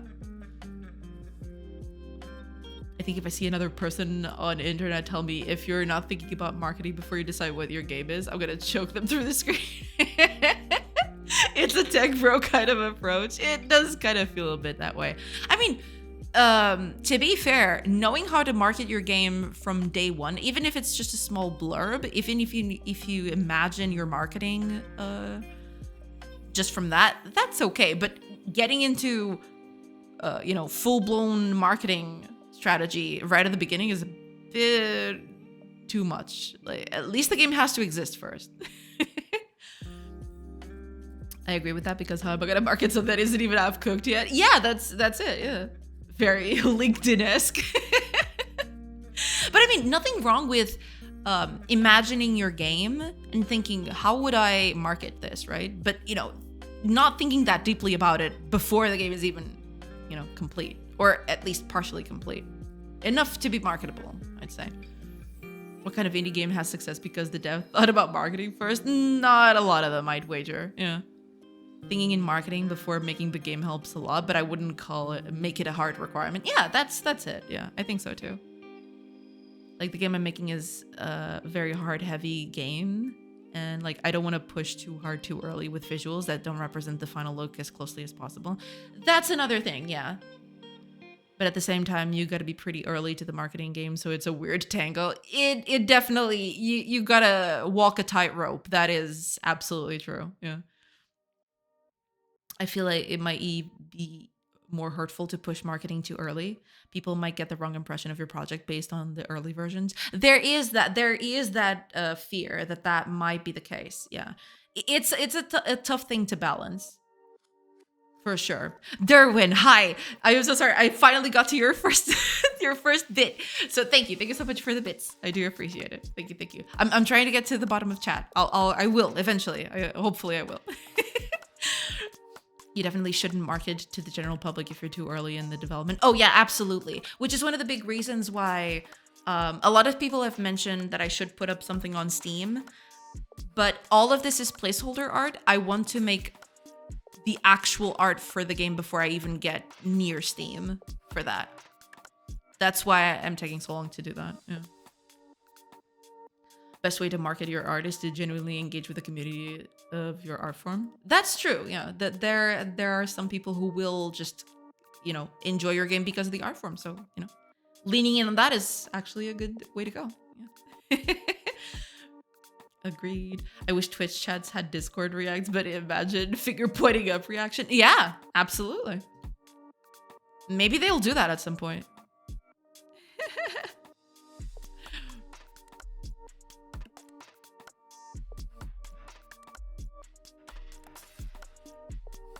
Do some itch.io, build a community, etc. I think that's the way. Yeah, I do. I have the game. Well, it's a very old version of the game over on itch. I do want to put up a demo there eventually. It's still not complete enough for me to do that though. There's a lot of bugs. There's a lot of stuff that doesn't work. I'll have to fix that first before I update that demo, basically. That demo is very old though. Holy crap. When people say about marketing before starting your game does not mean the actual marketing, but more studying the public you want to target. It is one of the para situations that the message gets repeated so much that the original message gets lost. There is a bit of that too, yeah. If you're making a product, then there are better ways to market it for sure. But also if you're making indie games solely as a product, what are you even doing with your life? Just go, we're gonna find out to that point. I think most of the games that become a success is because the devs didn't do it for money. They do it because it's their passion and they follow their dream. There is a bit of that in there, absolutely. But at some point, there's also the problem where you need the games to be, even moderately successful so you can keep working on them, right? You need to, so yeah. Not thinking about money is good, but you definitely, especially if you're on a team, right? If you're just working by yourself, that's a bit more manageable because you're just thinking about one person. But when you're working with a team, it's important, not to totally discourage the whole money thing. Yeah, for sure. But yeah, that is true. Passion does shine through. But even then, unfortunately, it's not a good metric if the game is going to be successful or not. I mean, sure, the games that are very successful usually have a whole quality before money kind of thing, but that's not always the case, unfortunately. Yeah. Sorry about Chatterbox, don't mean to spam the chat. No, you're not spamming. It's totally fine. It's just it's hard for me to catch up, but I will do it eventually. Don't worry about it. I think that's relatively true. I think also everyone who makes art games, because they at least want people to see it. So success is a motivation, even if the money itself isn't a motivation. Yeah, there is, depending on what you're working on, there is a fine balance between money and the art form. Yeah. Sadly, it's one of the main causes of project death, directly or indirectly. Yeah, absolutely. I do art too, but I do it for me because it makes me feel good. Yeah. Also, my game, I make it because I like it. That's a good way to go. Absolutely. Yeah. Also, I just realized you're called Indie Gates. I love it. They're NPCs, very, very similar to RimWorld. You can control their actions, but they can also join your adventure party. So they're actually adventuring NPCs. Interesting. Huh. I'll have to give it a try then. The boss's in says go hard. All right. I'll give it a shot eventually. That game does look very good. It does. Thank you so much, Derwin. Thank you so much for the bits again. I am so sorry. Chat has been crazy today, but thank you. Just give you some support. I do appreciate it. Tuga power. Yeah. There are no Tugas here. Lies and slander. What's a tugas? A tuga is like slang for a Portuguese person.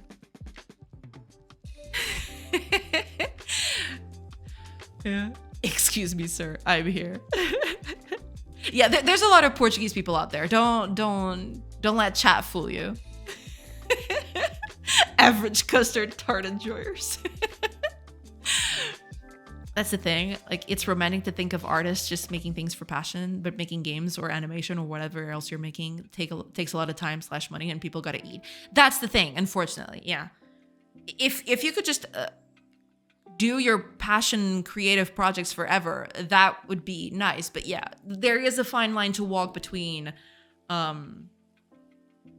actually making money and, sticking to your art. It's hard sometimes. Especially when you've got a big team or even a small team. So for example, 4 people, right? 4 people is already a lot of income you need to generate to keep those 4 people fairly compensated, right? Through the whole development. It's hard. It's really hard. Mas está tudo a ver a cena do governo. Pera, tá dando uma cena do governo? Eu não tô a ver nada, né? Eu não tô... Eu não tô a ver TV. Ou estás a dar atenção nas trilhas, Manuxa? Y'all are crazy. All right, y'all are actually crazy. Oh man. But is there actually something going on with the government right now? I think making things thinking you're going to strike it rich is naive and silly, so passion is required. But I do think it's reasonable to want to try and make money. Absolutely, yes. I think that nails it down perfectly. Yeah, there is... I mean, when you make something, you make it under the reasonable assumption that if you put it out there, that it might sell, right? That you're gonna make money out of it. But, sometimes even good games, sometimes even very well-produced games don't get the money that they quote-unquote deserve, right? It's a fine line to walk, absolutely. But I think you nailed it down perfectly. Yeah. Being able to strike it rich is not the same, as just trying to be reasonable about it. You should go in thinking that you're not going to make a lot of money. And if you do, that's actually good. That means you can keep working on the things that you like. Yeah. But going with it in the capacity of thinking, oh, I'll just strike rich. That's not a good way to start, for sure. Portuguese people exist? I don't know. Debate is still up on that one. Tugas is to Portugal, what a Brit is to the UK. Yeah, kind of like that, yeah. Nice question.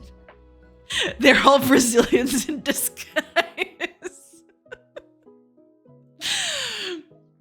I thought you were going to say that they were like the Australians. Oh god. That's not English. What is happening? Hi, Akago. Welcome. Globalization is happening. Yeah.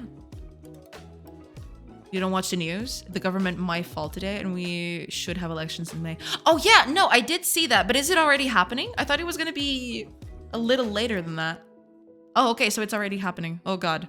Yeah, but I didn't know about that. I just thought it wasn't now. Life sucks, and then it sucks even more, I guess.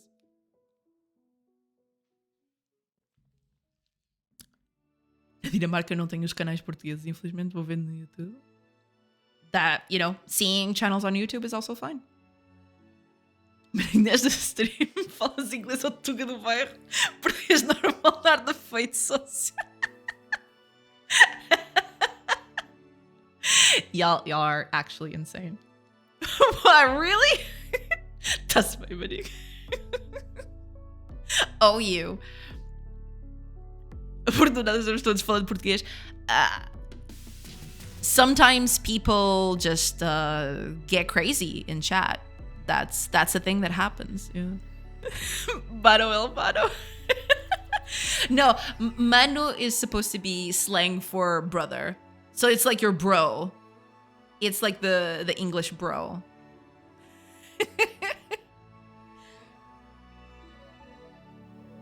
But yeah, sometimes people start getting crazy in chat, but that's okay. You know, we accept all forms of craziness around here. But I like my bros. I mean, you can still say bro. It's fine. You know, it's totally fine. Don't worry about it. Just keep broing it up. All right, let me see. Actually, let's get over here again. Yay. Yeah, don't worry about it. Oh, it's closing time, so everybody's not. Oh, the storage is full. That's not good. Should probably work on that, brother. Brother.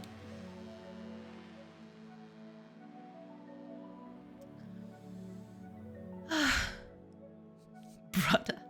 Fuck. All right, let's see here.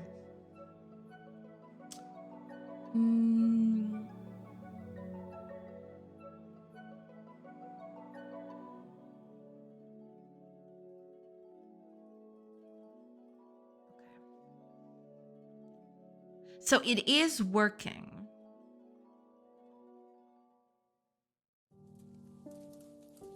It is carrying stuff around.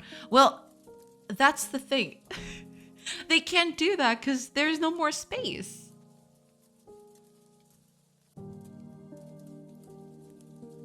There is no space for anything.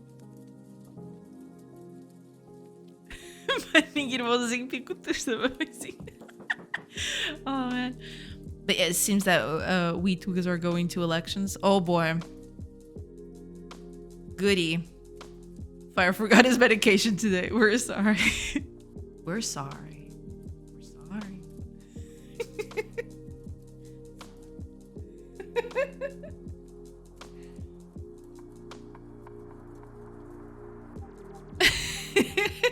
Okay, I cannot read that, unfortunately. It's got... I don't know how to... I don't know how to pronounce that. And I don't want to get... I don't want to try, unless... Because, you know, then everybody who knows it is actually going to laugh at me.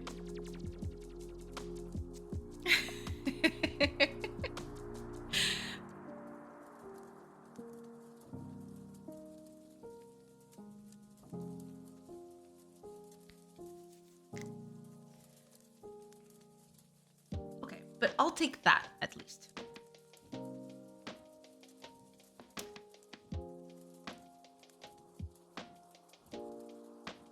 Unless...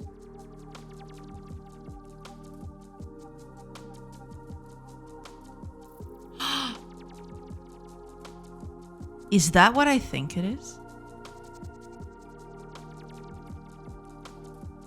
It's an Anita emote. We were blessed by an Anita emote. Let's go. Oh, yes. Let's go. Banned. 100 gifted subs. Holy crap, really? And you were one of the contemplated, I assume. Yeah. Holy crap. Nice. Very cool. Very cool. Glad to see it. Yeah. The Anita game is back. Let's go. Unlucky. Lies. He's a tier 3 simp sub. Oh, man. Okay.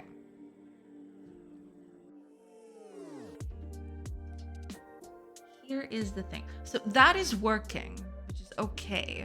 But I was actually thinking of something else in this case. I want to...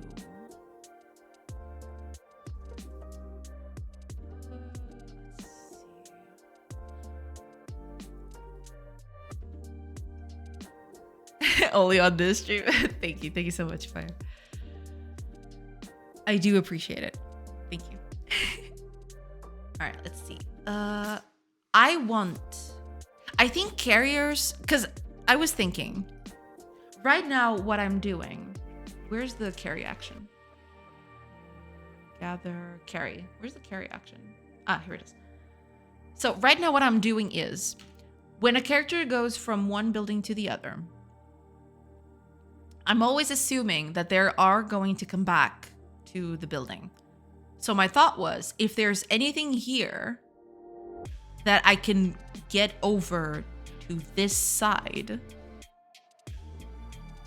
then I can get it on that, right? But that's the thing. I don't want this to be pre-calculated, I just realized. Because imagine if, again, if they're really far apart,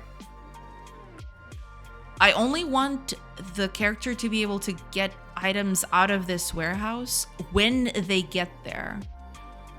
So that would be here.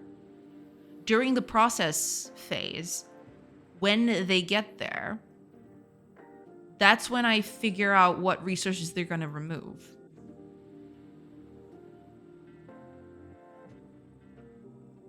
So I'm thinking maybe carry items should just be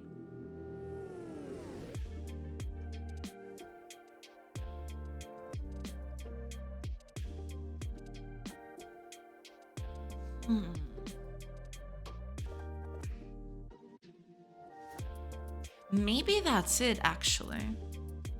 Maybe carry items is not going to be like this. Because right now what I'm doing is I'm doing a back and forth, assuming that it always has items for me to bring back, but that might not be the case. So what I'm thinking of doing is I finish the action here.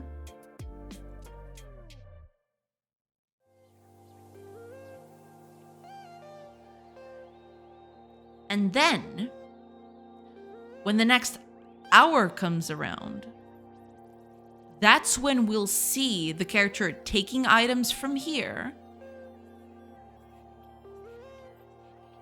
and moving it over to the original building. But to do that, I'll need a few more calculations than what I have right now. Because imagine... No, that's the thing. Hold on.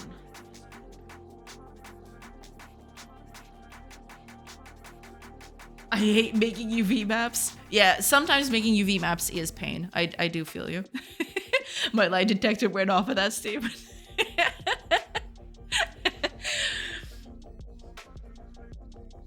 Because I am thinking. There is the back and forth, and the back and forth is okay. But... Oh, Mona Lisa Deddy. Thank you. Thank you so much for the follow. Welcome, welcome. I hope you're doing good.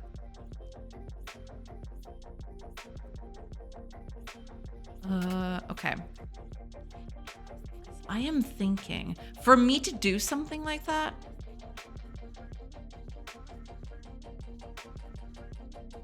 maybe what I will do is I will move over to the warehouse. And that means that when I apply that action, when this happens,